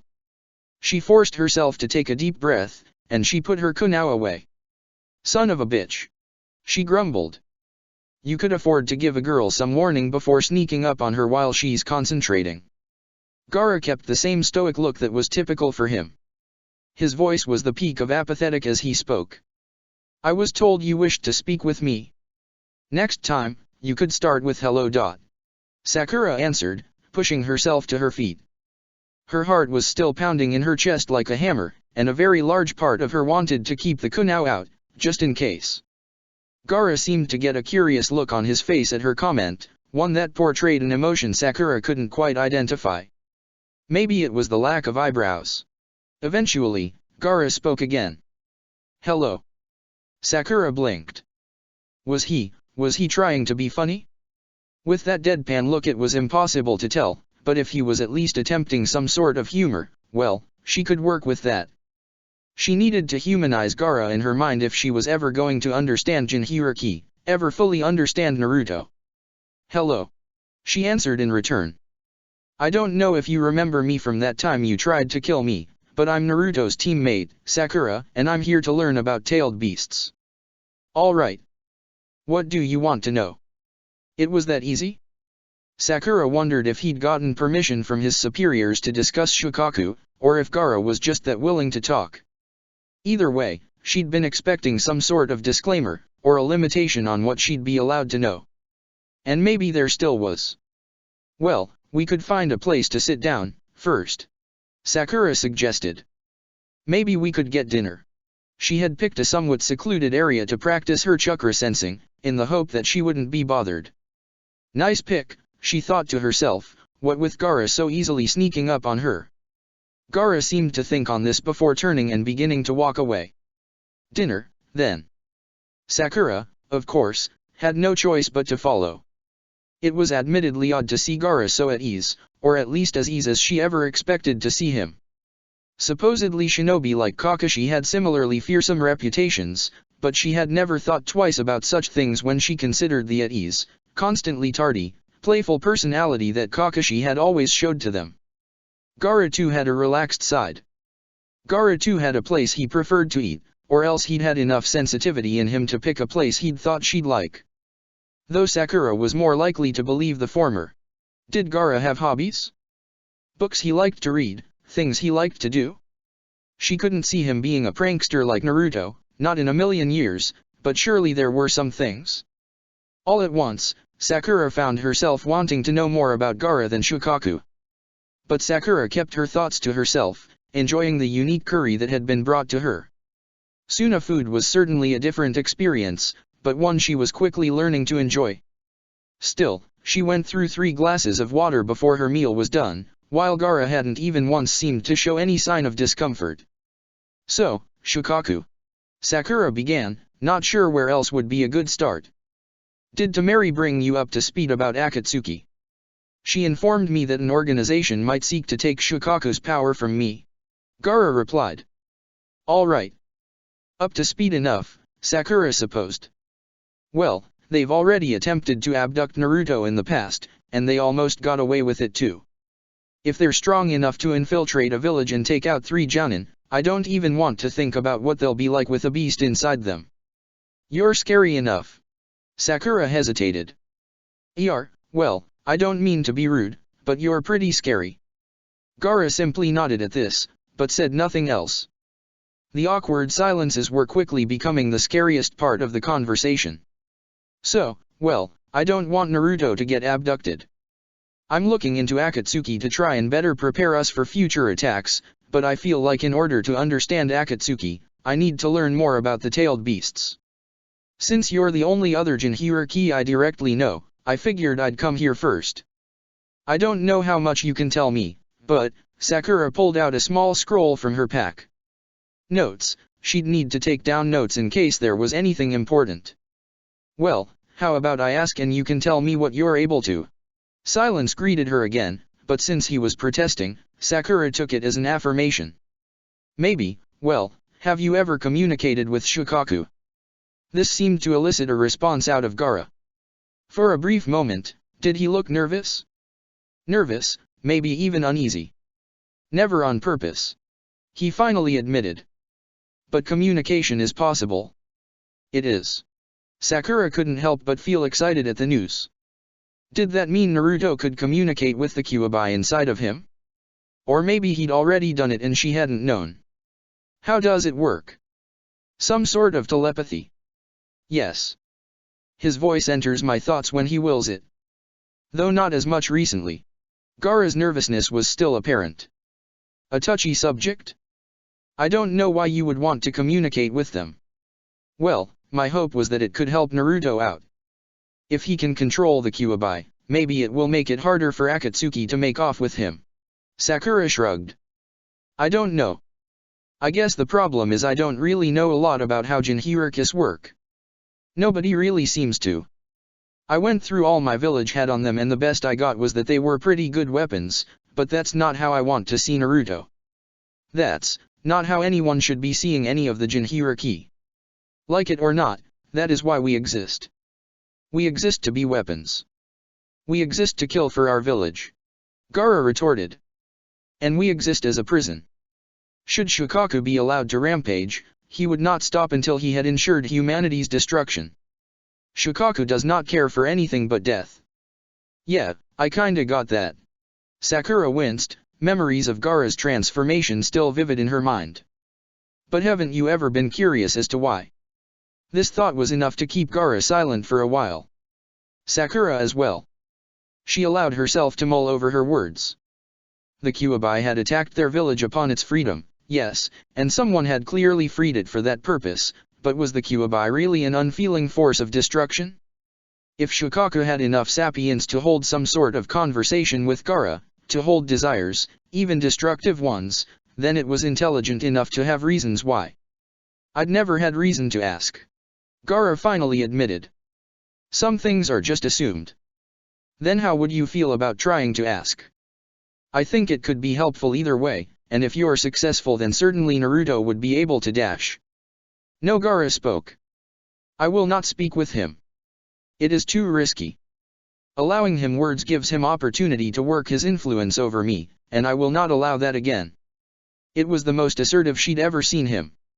On this, Gaara did not seem as though he could be swayed. Ah, well, it had been worth a try.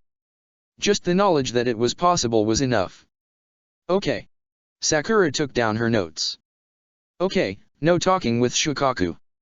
Now, I know I probably won't get any answers for these next questions, but it's worth a try. Is there anything that's effective in controlling Shukaku?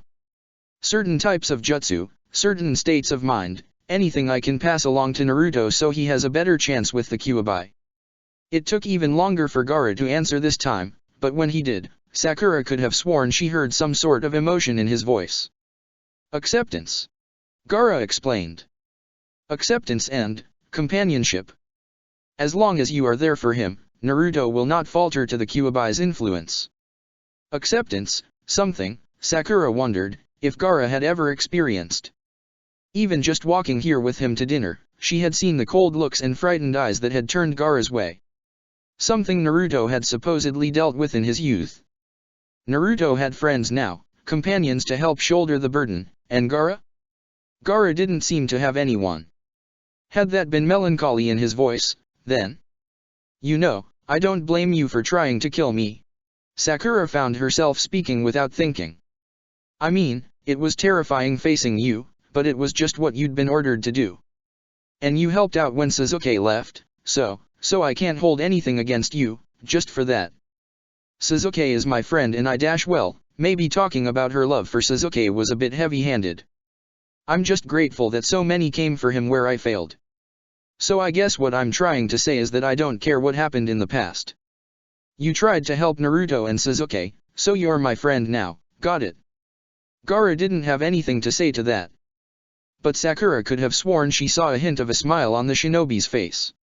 Chapter 7. What are you doing? Sakura found herself caught off guard once again by Gaara's sudden appearance, though this time at least she had the presence of mind not to draw her kunao on an ally. She needed to learn that skill, she decided, that sneaking up on people skill that Gaara seemed to just naturally fall into. It clearly wasn't a Jinchuriki thing. Naruto had the subtlety of a raging bull. This meant it could be cultivated. She would learn this skill, once she was done with the 12 others on her list. I'm training. She finally answered. She was in the middle of an early morning session, following Rock Lee's tried and true, kick, punch, and run until you couldn't anymore. She still couldn't make it to 100 kicks in a row without giving up, but that just meant she'd throw 100 punches and run 100 kilometers and so on until she was strong enough. You're training on an air conditioner. Gaara commented. Ah, so that was what this tall machine was. Well, there aren't any trees and I doubt any shinobi here would want to spar with me. Sakura let out a deep breath as she went for kick number 62. I'm sure I'll get a lecture about not training with a potential enemy, and I doubt anyone will let me use their training grounds, so I found my own. There's not much else I can do with my time until that damn storm outside lets up. She paused, breathing again before looking around. I will say, this natural cliff around the village really does a good job keeping all that sand out. It's really only bad higher up. Gaara was quiet at this. It had probably been an obvious thing to point out. Of course a sand village would pick somewhere naturally protected from the harshness of the desert around them.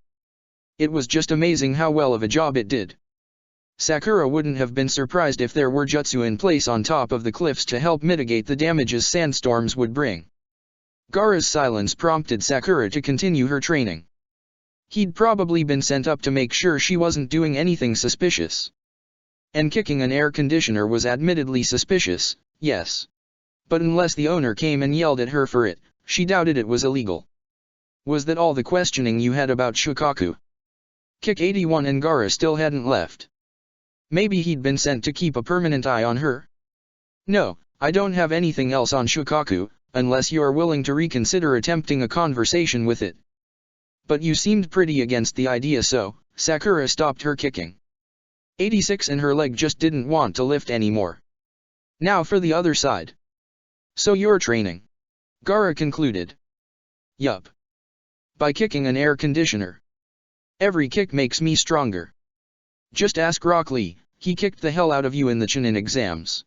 3 kicks with the left leg, then 4, 5, 6. It was quiet for longer this time, and Sakura was beginning to get a bit embarrassed by the attention. It wasn't like she didn't understand why Suna was keeping an eye on her, but did Gaara even blink? He was like a statue watching her train, but in a weird way it was almost helpful. She didn't want to appear weak in front of him, which ensured she kicked harder and faster than she was used to. Damn, she'd be sore tomorrow, but Lee would probably approve. She heard a small thump from behind her, and she stopped her kicks just long enough to see that Gaara had deposited his gourd onto the ground. Then, to her shock, Gaara came to a position next to her in front of the air conditioner. Every kick makes you stronger. Yeah. Sakura blinked as she watched Gaara slowly begin to start kicking at the machine. Every time the kick landed, she saw a couple grains of sand fall to the ground before slowly returning to Gaara's body. That sand armor, he always kept it on, right? But more importantly was Gaara, training? He was slow. A lot slower than her, she realized, and it made sense. With sand doing everything for him, when would he ever have need for taijutsu? When would he ever have need for speed at all? Plus, that sand armor was probably a fairly large weight hindrance, even if by now he was mostly used to it. It was weird. By now she figured Gaara would have been sent on another mission, or maybe training with his own team. Certainly not with her. Certainly not at all. But the company wasn't unwanted. Do 100 kicks with one leg. She instructed, continuing her own set. If you can't do 100 kicks, do 100 with the other leg. If you can't do the other leg, switch to punches.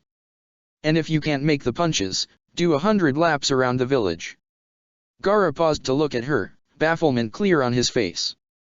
Everyone in Konoha trains like this. Only the crazy ones. Sakura admitted. I just started this recently. I can't make it to 100 yet on anything, but when I started I could only get to about 50 before I got tired. Today my first set got to 86. Gaara nodded and went back to work. Ever the quiet one. 79 more kicks and 2 more sets of punches later, Sakura began to jog. Gaara followed her, easily keeping up. As they went, Sakura couldn't help but notice how time and time again faces would turn in their direction, in Gaara's direction, unease and fear emanating from even the children who probably didn't even understand what Gaara was.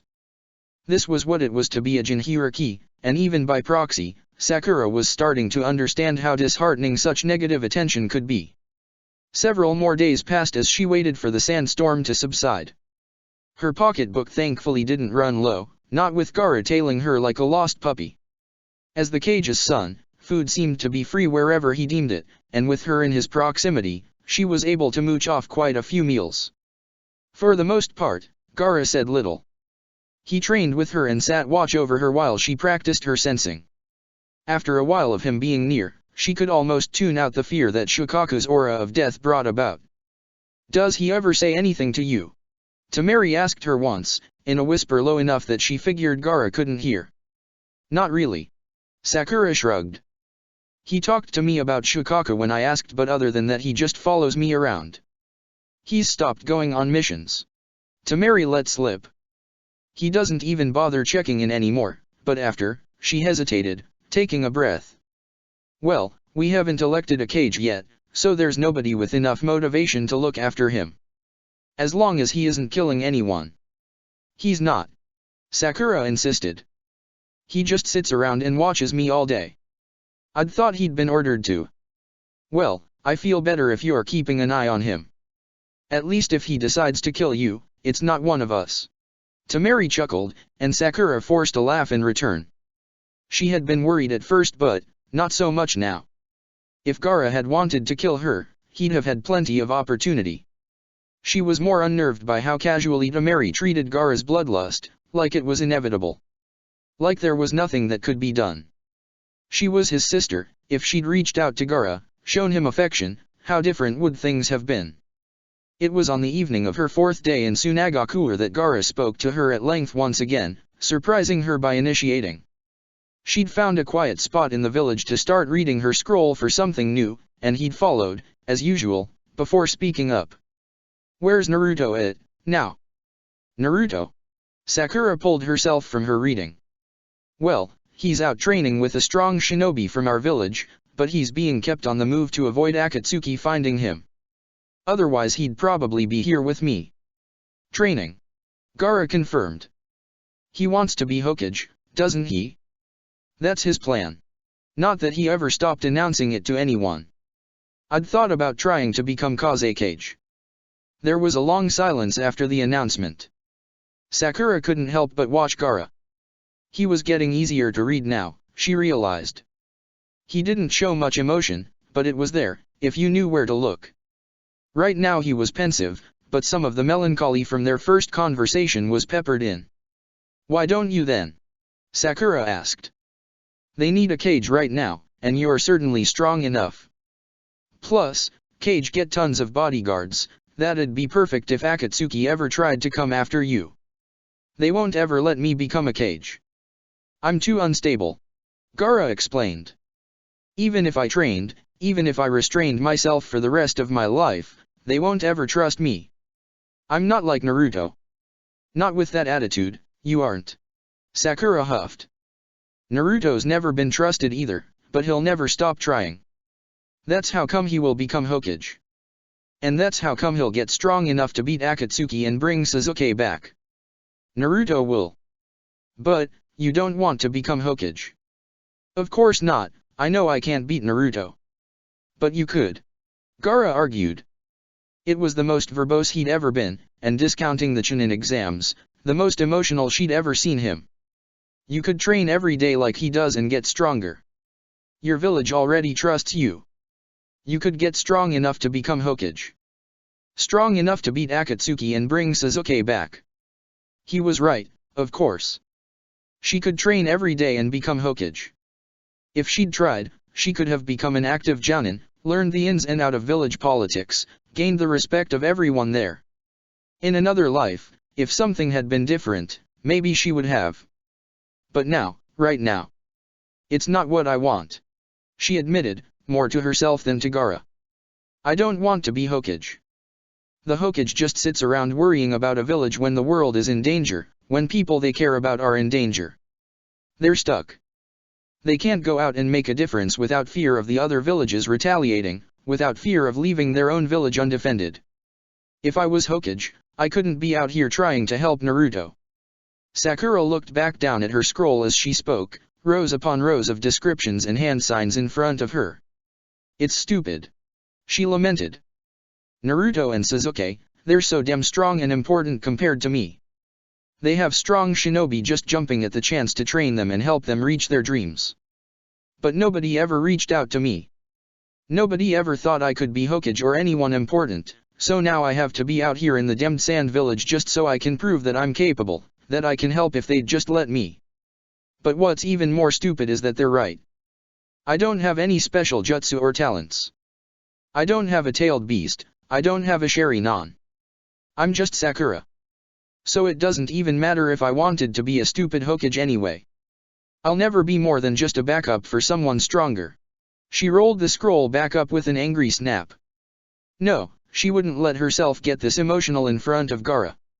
She'd pushed these thoughts to the back of her mind for the entire trip, now wasn't the time to get soft. Yet here I am anyway, trying like an idiot to catch up to them. Using a stupid dumb scroll that hasn't taught me anything useful yet, because nobody else wants to waste time teaching me. She closed her eyes and took a deep breath. Yup. The biggest idiot of Team 7 was actually me the whole time. More silence, and this time Sakura let herself wallow in it. Maybe she'd needed a break from the scroll anyway, and this was a good enough excuse. She didn't even notice Gaara standing up, not until he was next to her and speaking again. "Every kick makes you stronger." Sakura opened her eyes, frowning. How dare he use her own words against her? That just wasn't fair. Nobody could argue against their own logic. Yeah. She simply agreed. So go be a cage if you want to be. If you go kick that air conditioner enough, they'll have to let you. Gaara nodded, and said no more that night. He did, however, sit down next to her as she read, and Sakura realized for the first time that week that she truly was no longer afraid of him. Chapter 8.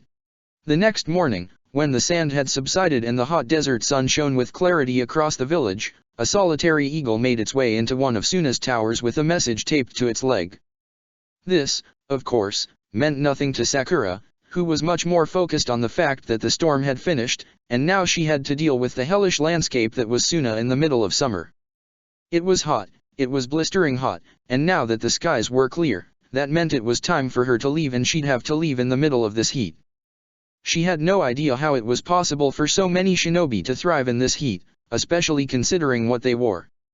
Gaara's brother, Kankuro, wore long sleeves and all black, was the boy a lunatic. With frizzled hair and sweat dripping in places she didn't want to think about, Sakura began her final morning of training on the air conditioner that she had become so familiar with in the past week. She'd known she couldn't stay in Suna forever, but now that it was time to leave, she found herself strangely hesitant. It was nice, being in a safe location, not having to be at the beck and call of Tsunade, not having to run stupid missions to make a living. She felt free. She could study what she wanted, train how she wanted, and nobody could tell her otherwise. Was this how Naruto and Sasuke felt right now? They wouldn't have any responsibilities either, other than getting stronger. At least, she liked to think Orochimaru wouldn't be sending his prized Uchiha on menial missions, though the thought of him having that conversation with Sasuke was enough to make her giggle. Maybe she wasn't gaining strength at the rate of her teammates. She certainly didn't have a son in teaching her. But even after just a week of Suna training, she was kicking better, running longer, even her sensing jutsu had expanded a bit in range, useless otherwise as it was. Once she was out on the road again, she'd have to waste time surviving, catching her own meals, figuring out where to go next, and she was not looking forward to those problems. So right now, it was hot, but she could deal with that, would rather deal with that than the problems that were awaiting her. It was about 150 kicks into her reps that Sakura realized that Gaara was late. It shouldn't have been concerning. Gaara was a Suna shinobi and probably had his own menial tasks and missions to attend to. He couldn't be at her side all the time. But a part of her had gotten used to the silent shinobi's company, and now that he wasn't around, she found herself uneasy. If someone found her kicking an air conditioner, she didn't have the previous Kazekige's son to back her up. It was even more unnerving once she'd transitioned to her village laps. Where once the locals had looked upon her and Gaara with hatred and scrutiny, now they just glanced her way and then went back to her business. Did they really fear Gaara more than they did a foreign shinobi? Well, they'd have been right in that fear, but the principle of the matter still bothered her. It was on her third lap that her routine was brought to an abrupt halt by the sudden arrival of 5 Suna shinobi. Gaara was among them, but standing foremost at their head was none other than Temari. For a brief moment, Sakura let her hand fall to the hilt of one of her kunai. The way they had appeared screamed hostility, but there was no way they'd attack a Konoha shinobi in view of the entire village, right? Not without risking it getting out, not without their treaty with Konoha being broken. We just got a message that you might be interested in. Temari finally spoke, gently tossing her a small scroll. Sakura caught it, curiously peeking at the contents within. It was a message from Konoha. A message about her. Shit, fuck, damn, and piss. The shinobi known as Sakura Harino is believed to have defected from our village and joined with the rogue shinobi Orochimaru. Any potential information to her whereabouts will be rewarded, as well as any information regarding our other missing shinobi, Sasuke Uchiha. Your cooperation on this matter is appreciated. Imagine my surprise when I read this. Temari commented as Sakura finished. Last I heard, Orochimaru hasn't been in this village since before our little war at the Chunin exams. Want to tell me why you're out here spying for him? Spying? That was what they thought? Sakura spoke without thinking, her voice raised into an angry yell. I'd never do a single damn bit of work for that creep in my life, do you hear me? Orochimaru can rot in hell. Temari blinked at her outburst, looking shocked. Well, she had yelled a bit loudly, but it was true. Sakura moved her hand away from her kunao, then held both of her hands up in a gesture of submission. The last thing she wanted was to get killed because of a misconception. I haven't defected. I mean, I didn't want to defect. Sakura began to explain. But Sasuke is currently in Orochimaru's hands, and Naruto is being hunted by the Akatsuki. I couldn't just stand by and do nothing while they're both in danger, but that was exactly what Tsunade wanted me to do. She just assigned me to a different team and kept sending me on mission after stupid, dumb mission. She took a breath, glancing over at Gaara as she spoke. Would he believe her, at least? After their conversation from before, he had to believe her. I left the village so I could try to learn what I could to help my teammates. I wasn't lying when I told you that. I just never got permission to leave the village in the first place. And since I didn't want them to come after me, I told them I'd left to join Sasuke and Orochimaru. I figured they wouldn't have expected me to come here, and it looks like they didn't. Idiot leaf brat. Temari rolled her eyes. You have Gaara to thank for the reason you're still standing. If not for him, this lot would have wanted you dead without a second thought. Sakura lowered her head. Damn it all, she hadn't thought about how the sand might react to the knowledge that someone, working for Orochimaru, had been gathering information in their village. Then again, she hadn't expected Tsunade to contact the sand about her in the first place. She wasn't a strong shinobi, she wasn't a member of a prominent clan, so why had the leaf been worried about her to begin with? Unless any potential information on her whereabouts will be rewarded. It wasn't her they cared about, it was where she was. If she had defected and gone to Sasuke, that meant she knew where Sasuke was. Leaf didn't care about her at all, they just care about what she knew. But despite this revelation, there was another she had to consider. Someone had cared enough about her to want her alive, and that someone was Gaara of all people. Her life, it seemed, was currently in his hands. I swear, I'm not working for Orochimaru. She reiterated. I'm only working for myself and my teammates. If you're planning on taking me in, I won't resist. I'm not here to hurt anyone. Temari's eyes narrowed as she listened to her. Examined her. Probably trying to figure out if she was lying or not. Regardless, it seemed as though Sakura wasn't going to die today, as the shinobi around her appeared to relax slightly at her proclamation. This changes things. Temari admitted. I'm placing you in Gaara's custody until we can decide what to do with you. If you're being honest with us, you'll stay put and won't try anything stupid, all right? Sakura simply nodded in agreement. What choice did she have? She couldn't run away now, not with Gaara being the one to look after her. All of her earlier fears melted away as one new fear was brought to the forefront of her mind. If she wasn't killed or imprisoned here in Suna for being a rogue, she was definitely going to get dragged back to Konoha. Her streak of rebellion was nearing its end, and all she'd managed to get out of it was a short trip to Suna and a week of uninterrupted training. She let herself sigh as Gaara made his way to her side. For all her effort, this was as far as she'd gotten? No wonder her village didn't see her on the same level as her teammates. It's hot. She spoke to Gaara. Can we at least wait at the inn so I'm not burning to death out here? Gaara nodded, and the, likely final, trek back to her temporary home began. Are you afraid? It had been an hour since they'd arrived back at the inn, and the first time Gaara had spoken to her all day. Sakura was initially dismissive of the question. I mean, I guess I'm afraid of what Tsunade's going to do to me if you send me back, but I doubt she'll kill me. I'm not important enough to get that harsh of a sentence. She'll probably yell at me and put me on demission duty for a year. Gaara shook his head. No. Not that. He explained. I meant Orochimaru. And Akatsuki. Aren't you afraid to be facing them alone? Oh.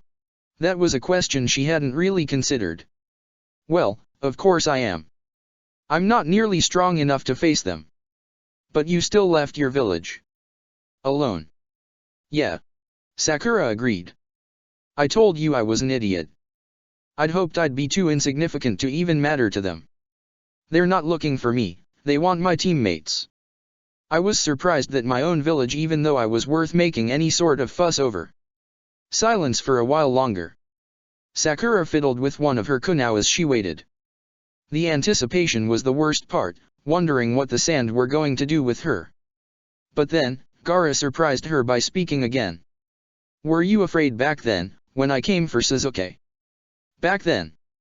It seemed so distant now, after everything, but even so Sakura could remember the maniacal look on Gaara's face as he barreled towards her, half transformed into hideous beast. Yes. She admitted. Of course I was. But I couldn't just do nothing. I couldn't let someone I cared about get hurt by you. Those who abandon their comrades, they're worse than scum. She couldn't help but smile a bit as Kakashi's words rung in her mind. She looked back to Gaara. But why does it matter to you if I was afraid? It doesn't. Gaara admitted. What matters is that you moved anyway. Sakura froze as his words reached her. What mattered was that she moved anyway. Of course. Of course. She stood up, pocketing her kunao and making her way to her backpack. Most of her supplies were still packed, just a few odds and ends things that she had to shove in and she'd be ready to go. She pulled the backpack over her shoulder before turning to face Gaara again. Are you going to stop me? She asked. No, Gaara replied. You're going to get hell for letting me go. Everyone knows I'm not strong enough to stop you if you were trying. I won't. Gaara answered. Because I'm going to be doing something worse than letting you go. Oh. Sakura frowned in confusion. And what could you possibly do short of killing someone that's worse than letting a rogue ninja escape your custody? I'm going to come with you. Chapter 9, A Brief Intermission. Kakashi was starting to think that he was a terrible person. Well, no. That was a lie. This wasn't the start of such thoughts, but this was definitely some sort of confirmation from the universe. It definitely wasn't enough that he had failed Sasuke and allowed him to fall into the hands of a particularly nasty shinobi. It definitely wasn't enough that he had, let them die, failed Obito and Rin. It definitely wasn't enough that... Well. He could go on. He had gone on, in the past. He'd let himself wallow in the misery of his failures, let the past distract him from the present he should have been in. If he hadn't wasted so much time, if he hadn't been so distracted, could he have kept Sasuke safe? And now, more importantly, could he have convinced Sakura to stay? He'd been so stupid and Sakura had taken advantage of it in a way that he hadn't thought her capable of. Lying to his face, using him to ensure that the only people who would have known something was up weren't anywhere near her, and then... I can't live without him. I'm going to join Sasuke and Orochimaru. And then he read that letter and every single barrier he'd put up against his emotions had come crumbling down, every single failure crushing down on whatever strength he had left, and suddenly there was only one thing he could do, only one thing he had to do, and that was stop her before he failed her too. Tsunade had tried to stop him. Claim that there was no way Sakura could have gotten far, she certainly wasn't the Uchiha, a good team of Chunin could probably track her down in a day, and the part that really stung was that Tsunade was probably right. Sakura had always been behind her teammates in terms of skill and strength, but this wasn't just a problem for the village anymore. This was a problem for him. He'd thought he could count on Sakura to keep her composure, to stay safe in the village and learn at her own pace, but he couldn't even get that right. He had to be the one to retrieve her, no matter how much Tsunade yelled at him to stay. If not him, if not someone who understood. Not to discount, of course, that he was fairly good at tracking. The dogs of his clan could pick up on any scent, so he could catch up on Sakura in no time as long as he moved quickly. Then, once he found her, he could work on picking up the pieces of himself, the pieces of this team that had fallen apart like brittle glass. His run came to a stop in the direction of the land of rice fields, where he knew the Sound Village had been established. Orochimaru was there, and that was the direction that Sasuke had fled. Sakura would have gone here. He held in his hand the headband that Sakura had left behind, no doubt bathed in her scent. It would have to do. Some blood and a few hand signs later, a half a dozen shinobi mutts stood in front of him. He held out the headband for each to sniff. Find her. As quick as possible. The dogs dispersed, and the impossible waiting began. Kakashi worked to push down his anxieties, though he couldn't even dwell on the fact that it had been 2 days before anyone had noticed Sakura was missing. Not even her parents, who had assumed her absence had been due to her shinobi schedule, not even her new team who had assumed her ill. In 2 days she could have covered a considerable distance. But he was faster. He could catch up. He had to catch up. It was a long half an hour before all 6 of his dogs returned to him. But the few seconds of realization seemed to last even longer. None of you found anything. Not a thing. Pakun replied, looking about as grave as Kakashi felt. Whichever direction she went, it wasn't this way. Either that or she found a way to completely cover her scent. Unlikely, Kakashi figured. There was no way Sakura could have gotten that good so quickly. He could count the number of shinobi that good on one hand. But if she hadn't gone in the direction of the Sound Village, then which direction had she gone? Kakashi couldn't help but let a small smile come to his face. One of the first lessons he'd taught her was to look underneath the underneath. Sakura had been devious enough to lie to him, to get information out of him, then maybe, just maybe. You little minx, he said aloud. He gestured to his hounds, and began the trek back in the direction of the village. He'd have to start from her house, he supposed, and hope her trail was good enough to pick up the real direction she had gone. The only question was, where would Sakura Haruno have gone if not to Sasuke? She had no way of knowing where Jiraiya had taken Naruto, that had been the point. But there was nowhere else immediately obvious that came to mind. Sakura had put together some sort of plan and had gone in the exact opposite place that anyone had expected her to. She had used a letter to convince others that she had gone to Sasuke, maybe in the hopes that they would get distracted long enough to get her a head start. Maybe in the hopes they wouldn't have looked for her at all. Alright. Maybe he hadn't completely failed her yet. But come hell or high water, that girl was getting a lecture once he found her. Chapter 10. And I'm saying absolutely not. Which was hopeless to say, of course, because Sakura had already said it a dozen times now. And here she was, stomping around in Gaara's home while the Jinchuriki methodically packed his things. She wondered if stubbornness was a trait of all Jinchuriki or if she'd just gotten unlucky with him and Naruto. Did you completely miss my whole explanation of how 9S ranked shinobi currently are looking to kidnap you? I did not. Gaara replied. Sakura glanced over just in time to see him start to grab toothbrushes. Somehow she'd just never pictured him doing the mundane parts of living. It was odd enough seeing he had a house. Well, how about the fact that I am not an S-ranked shinobi and I am probably incapable of distracting one of Akatsuki for more than a minute? Gaara didn't respond. Whether to be polite or if he just didn't care, Sakura wasn't sure. Perhaps a bit of both. She wasn't sure which option infuriated her more, so she let herself continue to rant. How about the fact that the instant you leave here with me, all of Suna is going to put a huge fucking target on both our heads, on top of the target that Konoha already put on me. It felt strangely good to curse. She'd always held back, wanting to be seen as the mature one, but there wasn't a reason to be mature now. This was Gaara's life he was throwing away. What if Suna never takes you back? What if you never have a home again because you leave with me? Gaara paused and looked back at her, his expression the most angry she'd seen him in a while. What gave you the impression I considered this a home to begin with? Sakura grimaced, biting her lip as she forced herself to pace away from Gaara's glaring eyes. Right. Of course. It wasn't like Gaara had any attachment to his home, not like Naruto did. No, she really couldn't fault him for wanting to leave, and if situations had been different, if it had just been Orochimaru that was the problem and not Akatsuki.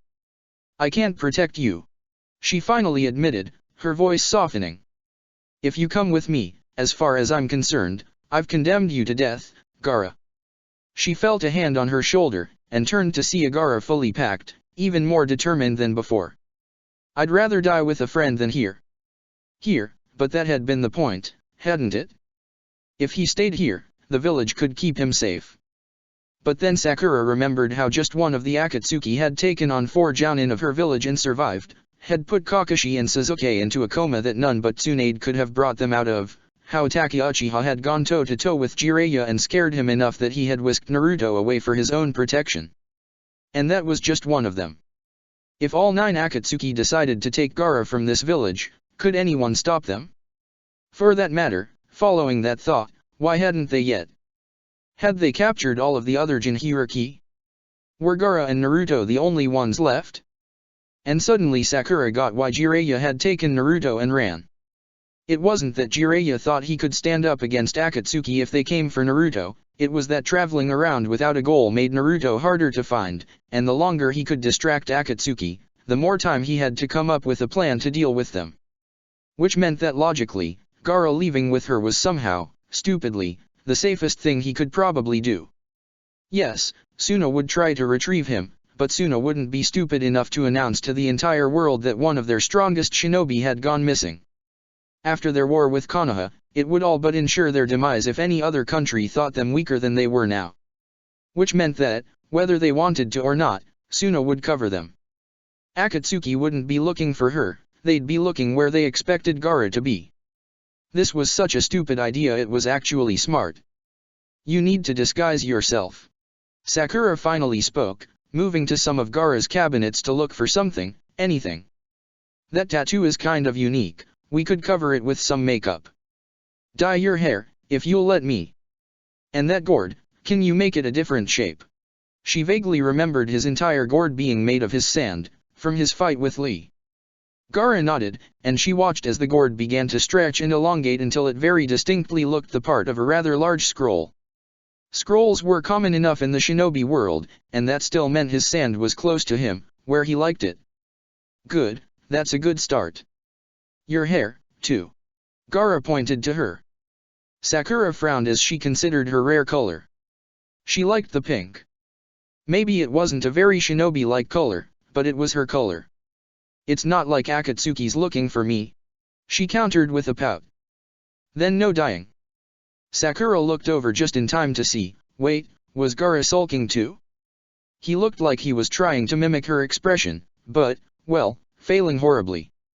It was like the poor boy hadn't exercised his facial muscles in years. She couldn't help but giggle. Fine, fine, so we find something to cover our heads with. I'm sure a headscarf or two would do us fine, and we still need to cover that tattoo whether you want to or not.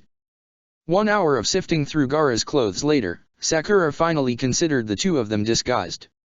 It was awkward wearing a boy's clothes, but they were about the same height and Sakura would have been stupid not to take advantage of the opportunity. Once they were out of the desert, she could change back. Their heads were covered, defining traits concealed, and Sakura doubted even experienced jonin would notice them unless they were given enough time to determine something was off, and if they were successful, nobody was going to get that chance. Looking at her map, as well as using what little knowledge of existing Jinchuriki she had, Sakura began to put together a plan. We need to take the route that will let us get away from Suna quickly, but also avoid Konoha. Which is difficult, Konoha is right smack in the middle of everyone, so we're going to need to keep to the edges of the map. And that actually works out perfectly for us. Sakura grinned as she began to draw a line on the paper. First we go to Iwagakure. My readings claim that the first Hokage gave at least one of the tailed beasts to the first Tsuchikage as a sign of goodwill. Iwa's always been a bit warmongering in the past, so we'll have to tread carefully, but since we're both technically missing Nin, they won't have cause to think our villages are moving against them. Gaara nodded. We find the Jinchuriki, and then warn them of Akatsuki. If they hadn't been captured yet. Get whatever information from them we can. Then we move on. Several more lines were drawn on the map. From there, to Kigakure. It's not confirmed but it is rumored there's a Jinchuriki there. Worth looking into. And dash. You put Otagakure on the path. Gaara pointed out. After Waterfall? Why yeah. Sakura nodded, sheepish. Well, I also want to try and learn about Orochimaru if I can. That place is going to be the most dangerous out of all of them. Orochimaru knows I'm Sasuke's teammate, and he'll have probably heard you've left with me by then. But I'm hoping we can use my lie to Konoha to our advantage and have him think I've turned traitor. You want to find Sasuke? Of course I do. And if he's so stubborn about not wanting to go back to the village, well, that's fine. He can just come with us to Kumigakure. Sakura pointed to the next location on her route. Confirmed Tujin Hiraki there, and then finally to Kirigakure to investigate the rumors there. And when we're done. Sakura looked to Gaara, taking a deep breath. If we make it that far, I think I'll quit being a shinobi and turn to religion, because someone divine is going to have our backs if we're that lucky. One step at a time, anyway. They still had to escape Suna and get to these places, and Sakura still wasn't quite sure that first step was going to go well. Gaara seemed confident, however, and he did know the village better than her. They made their way to the roof, checking the immediate area for any signs of shinobi. In the distance, the north wall of the village stood strong, a massive cliff face that was higher than Sakura had probably climbed in her life. And yet, that was their goal. North to Iwa. As long as we keep a natural pace, we shouldn't draw suspicion. Gaara spoke so softly, Sakura wasn't sure how she could even hear him. Damn, she needed to learn how to be that quiet. My only concern is the standard patrol. If they see us, they might question us. Sakura suddenly couldn't help but grin. For the first time in a long time, Sakura was going to be useful. A couple quick hand signs later, and Sakura reached out to sense nearby chakra. There's 3 south of us, 5 east, 2 northeast, 1 west, and 2 northwest. She peeked her eyes open just in time to see the look Gaara gave her, one part confusion and one part respect. I haven't been studying that scroll for the hell of it, you know. It's a sensing scroll.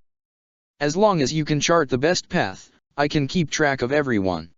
Her grin widened as she turned to face west. I think we'll avoid most of the locals going that way. I'll need to stop every couple 100 feet or so to recheck the area. A slow pace, but a safe one.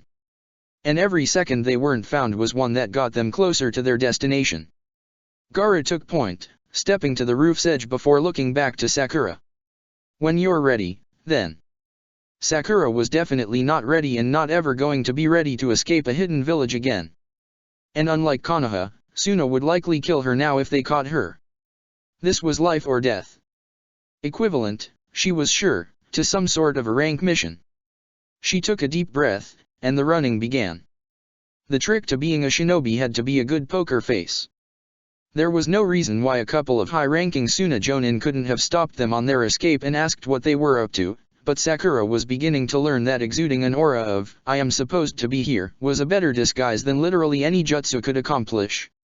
At one point, when they had reached a junction where crossing the path of a shinobi was unavoidable, Sakura had taken another breath and had simply walked. It was a market district, she'd deduced. Strange folk pass by there all the time. There was no need to pay any attention to her or her partner. They were there to shop.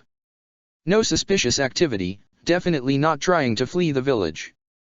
It was then Sakura realized exactly how Uchiha Itachi had infiltrated her village so easily. Before they'd known of Akatsuki's trademark robes, there'd been no reason to look for any suspiciously dressed shinobi, because there wasn't any known clothing that could have reasonably been considered suspicious. Merchants came and went constantly, and the guards probably just considered Itachi another traveler. Hell, if Akatsuki was smart, they'd ditch the robes and be able to infiltrate every village with ease. Oh shit, what if they already had? Now, however, was not the time to panic over what-ifs. They had reached the village walls, and now began the more risky part of their journey. Did they dare risk taking the normal path out of the village? Or was it safer to climb over, potentially being spotted on the way up and having to risk climbing down again after? Another breath. Calm, collected steps. Sakura was meant to be here. She was meant to be leaving the village. In her mind, she tried her best to pull a persona over herself. It was surprisingly easy. She had grappled with her inner voice for years, taking on the demeanor of a sweet, innocent girl over the real her that was brash and loud and obnoxious. The new persona was a merchant, heading in the direction of Iwagakure after coming to Suna for business. Good thing that sandstorm finally broke, huh? Sakura spoke to the gate guards as she approached, trying her best to seem jovial. Silently, Gaara followed her. If I'd been stuck here another day, I might have been late for a very important meeting. The two guards blinked as they considered her, and then one spoke up, professional and polite. Be careful out there on the road, ma'am. Sometimes the storms wear away at the road. Wouldn't want anyone getting lost. Thanks for the warning, friend. Sakura gave the man a pleasant wave and kept walking. And walking. And walking. If she hadn't known better, she would have sworn that she'd been holding her breath for the past mile. As their view of the village finally began to fade under the horizon, Sakura stopped, putting her hands on her knees. Gaara, holy shit. Gaara was silent, of course. Sakura took the pause to breathe the anxiety out of her nerves.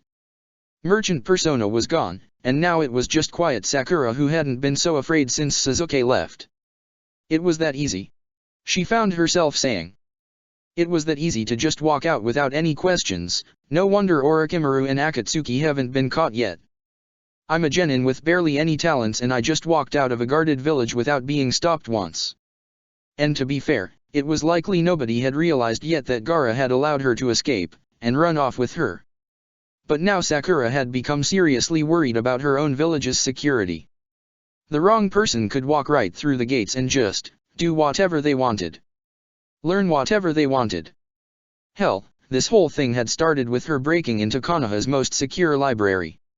I'm starting to think that I have severely been overestimating most shinobi. Sakura concluded.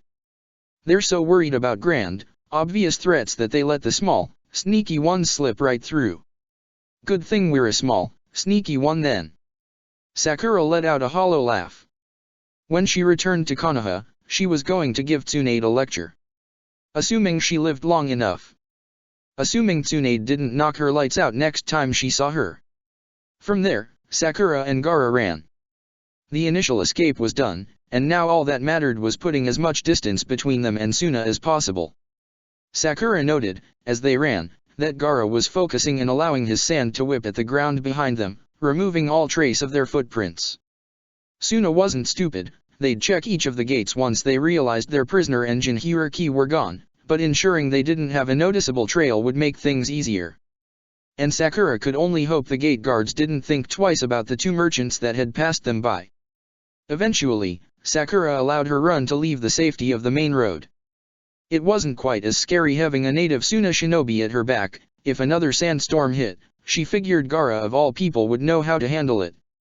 The main road was winding and safe, but off-road would be the most direct path to Iwa. They'd save time, precious time, and once they crossed the border into the land of Earth, Suna shinobi would be less likely to follow them.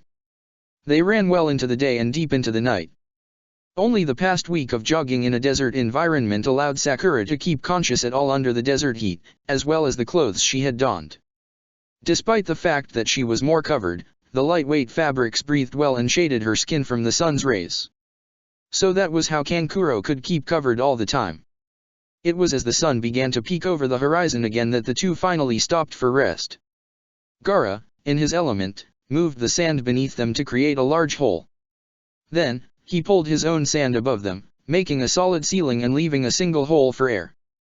That, combined with a small oil lamp he'd brought along, made the perfect little hideaway. Sakura couldn't help but be impressed. The sand would blend in with the rest of the desert, and they'd be shielded from the sun while they slept. Though what Sakura hadn't known was that Gaara apparently did not sleep. Ever. It explained the bags around his eyes, though Sakura had read about the negative effects of sleep deprivation on one's psyche. No wonder Gaara had been so unstable.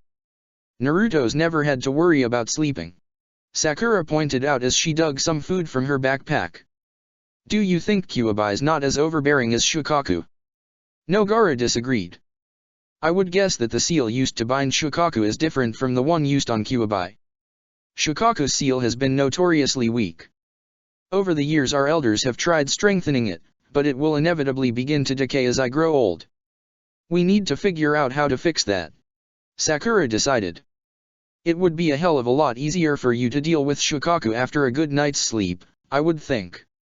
Gaara had nothing more to say on that, and Sakura was already at a dead end anyway. She knew nothing of sealing techniques, and there hadn't been anything written on the seal that was used on Naruto. Though if Gaara could wait a couple of years, they could always petition Konoha for the design. Surely Tsunade would see the benefit. Sakura's stomach tightened. She missed home. She missed her fellow genin, Her parents, even Tsunade's stern voice would have sounded heavenly. It had been easy to distract herself at Suna, but now, out in the desert, she missed beds and showers and people. How do you feel? She forced herself to ask. Now that you've officially left home. Gaara looked to her before closing his eyes, thinking. Nothing. He answered. Nothing at all? Oh. Well, maybe that was expected. He didn't have friends back in Suna. And he didn't need a bed, so why would he have cause to miss one? If we ever go back to Konoha, we'll get that seal fixed. Sakura promised. And then I'm going to find you the biggest, comfiest bed in the village for your first nap. Then, when you leave, you'll have something to miss. Gaara said nothing, but even under the dim light, Sakura could have sworn she saw a smile. Sakura woke to panicked breathing and muttered words. Before she could even process what was going on, her hand went to her kunao. The oil lamp had long gone out, and the hole in the ceiling wasn't enough to illuminate much of anything. It took Sakura a minute before she realized that the words were coming from Gaara. I won't kill her. I won't. Sakura froze, and her hand gripped the handle of her kunao tightly. That muttering, that was like how he had been during the Chunin exams. When Shukaku's influence was strong. How strong was the beast now? Gaara was fighting it, it seemed, but how well could Gaara hold up against something so powerful? I'm not weak. You're wrong. An inhuman growl seemed to tear itself from Gaara, and Sakura saw a flutter of movement in front of her. She thrust her kunao out defensively, but didn't connect, and nothing connected with her. There was something large in front of her, and as her eyes adjusted to the darkness she recognized the large claw of Shukaku, made with Gaara's sand, outstretched at her. But it was hesitating. Gaara was holding it back. Not her. Not this time.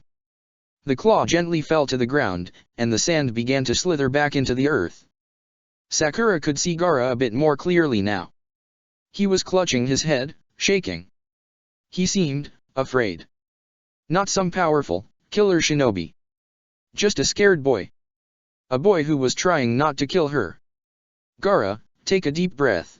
Sakura found herself instructing. You're stronger than it thinks. You don't have to kill. It's been too long. He answered, his voice half a growl as it tore itself from his throat. There hasn't been any blood. It's not satisfied, it won't be satisfied. Sakura paused. He was communicating with it. Even if it was currently murderous, Shukaku was talking. She didn't know if she'd get this opportunity again. Why? She asked. Why does it want blood? Does it need it to survive? The question was enough to stop Gaara's shaking momentarily. He was confused, and maybe the question had been direct enough to distract Shukaku as well. It hates us. Gaara finally replied. It hates humanity. Humanity is a blight on this earth, to be killed, to be bled dry. Is it because we sealed it away? Does it want revenge? The silence seemed to hang for an eternity. A minute passed, another, then another, and just when Sakura had given up hope on an answer, Gaara finally spoke again, no longer in a growl, but strangely calm. No. Gaara's confusion was clear. Humanity is cursed. They did not learn. They will not learn. Learn. Learn what? They bicker and squabble and kill like animals, so they should be put down like animals. Well. Sakura couldn't argue with it there. War and shinobi had gone hand in hand since before the founding of the villages. But. So you think killing us is the answer? We won't learn that way. The only way we can learn is by example, and if you encourage us to kill, we'll never change. Gaara was quiet again, but Sakura suddenly felt as though a weight off her chest had been lifted. The aura that Shukaku's chakra generated, it was so heavy that anyone could feel it. It said we don't deserve its help.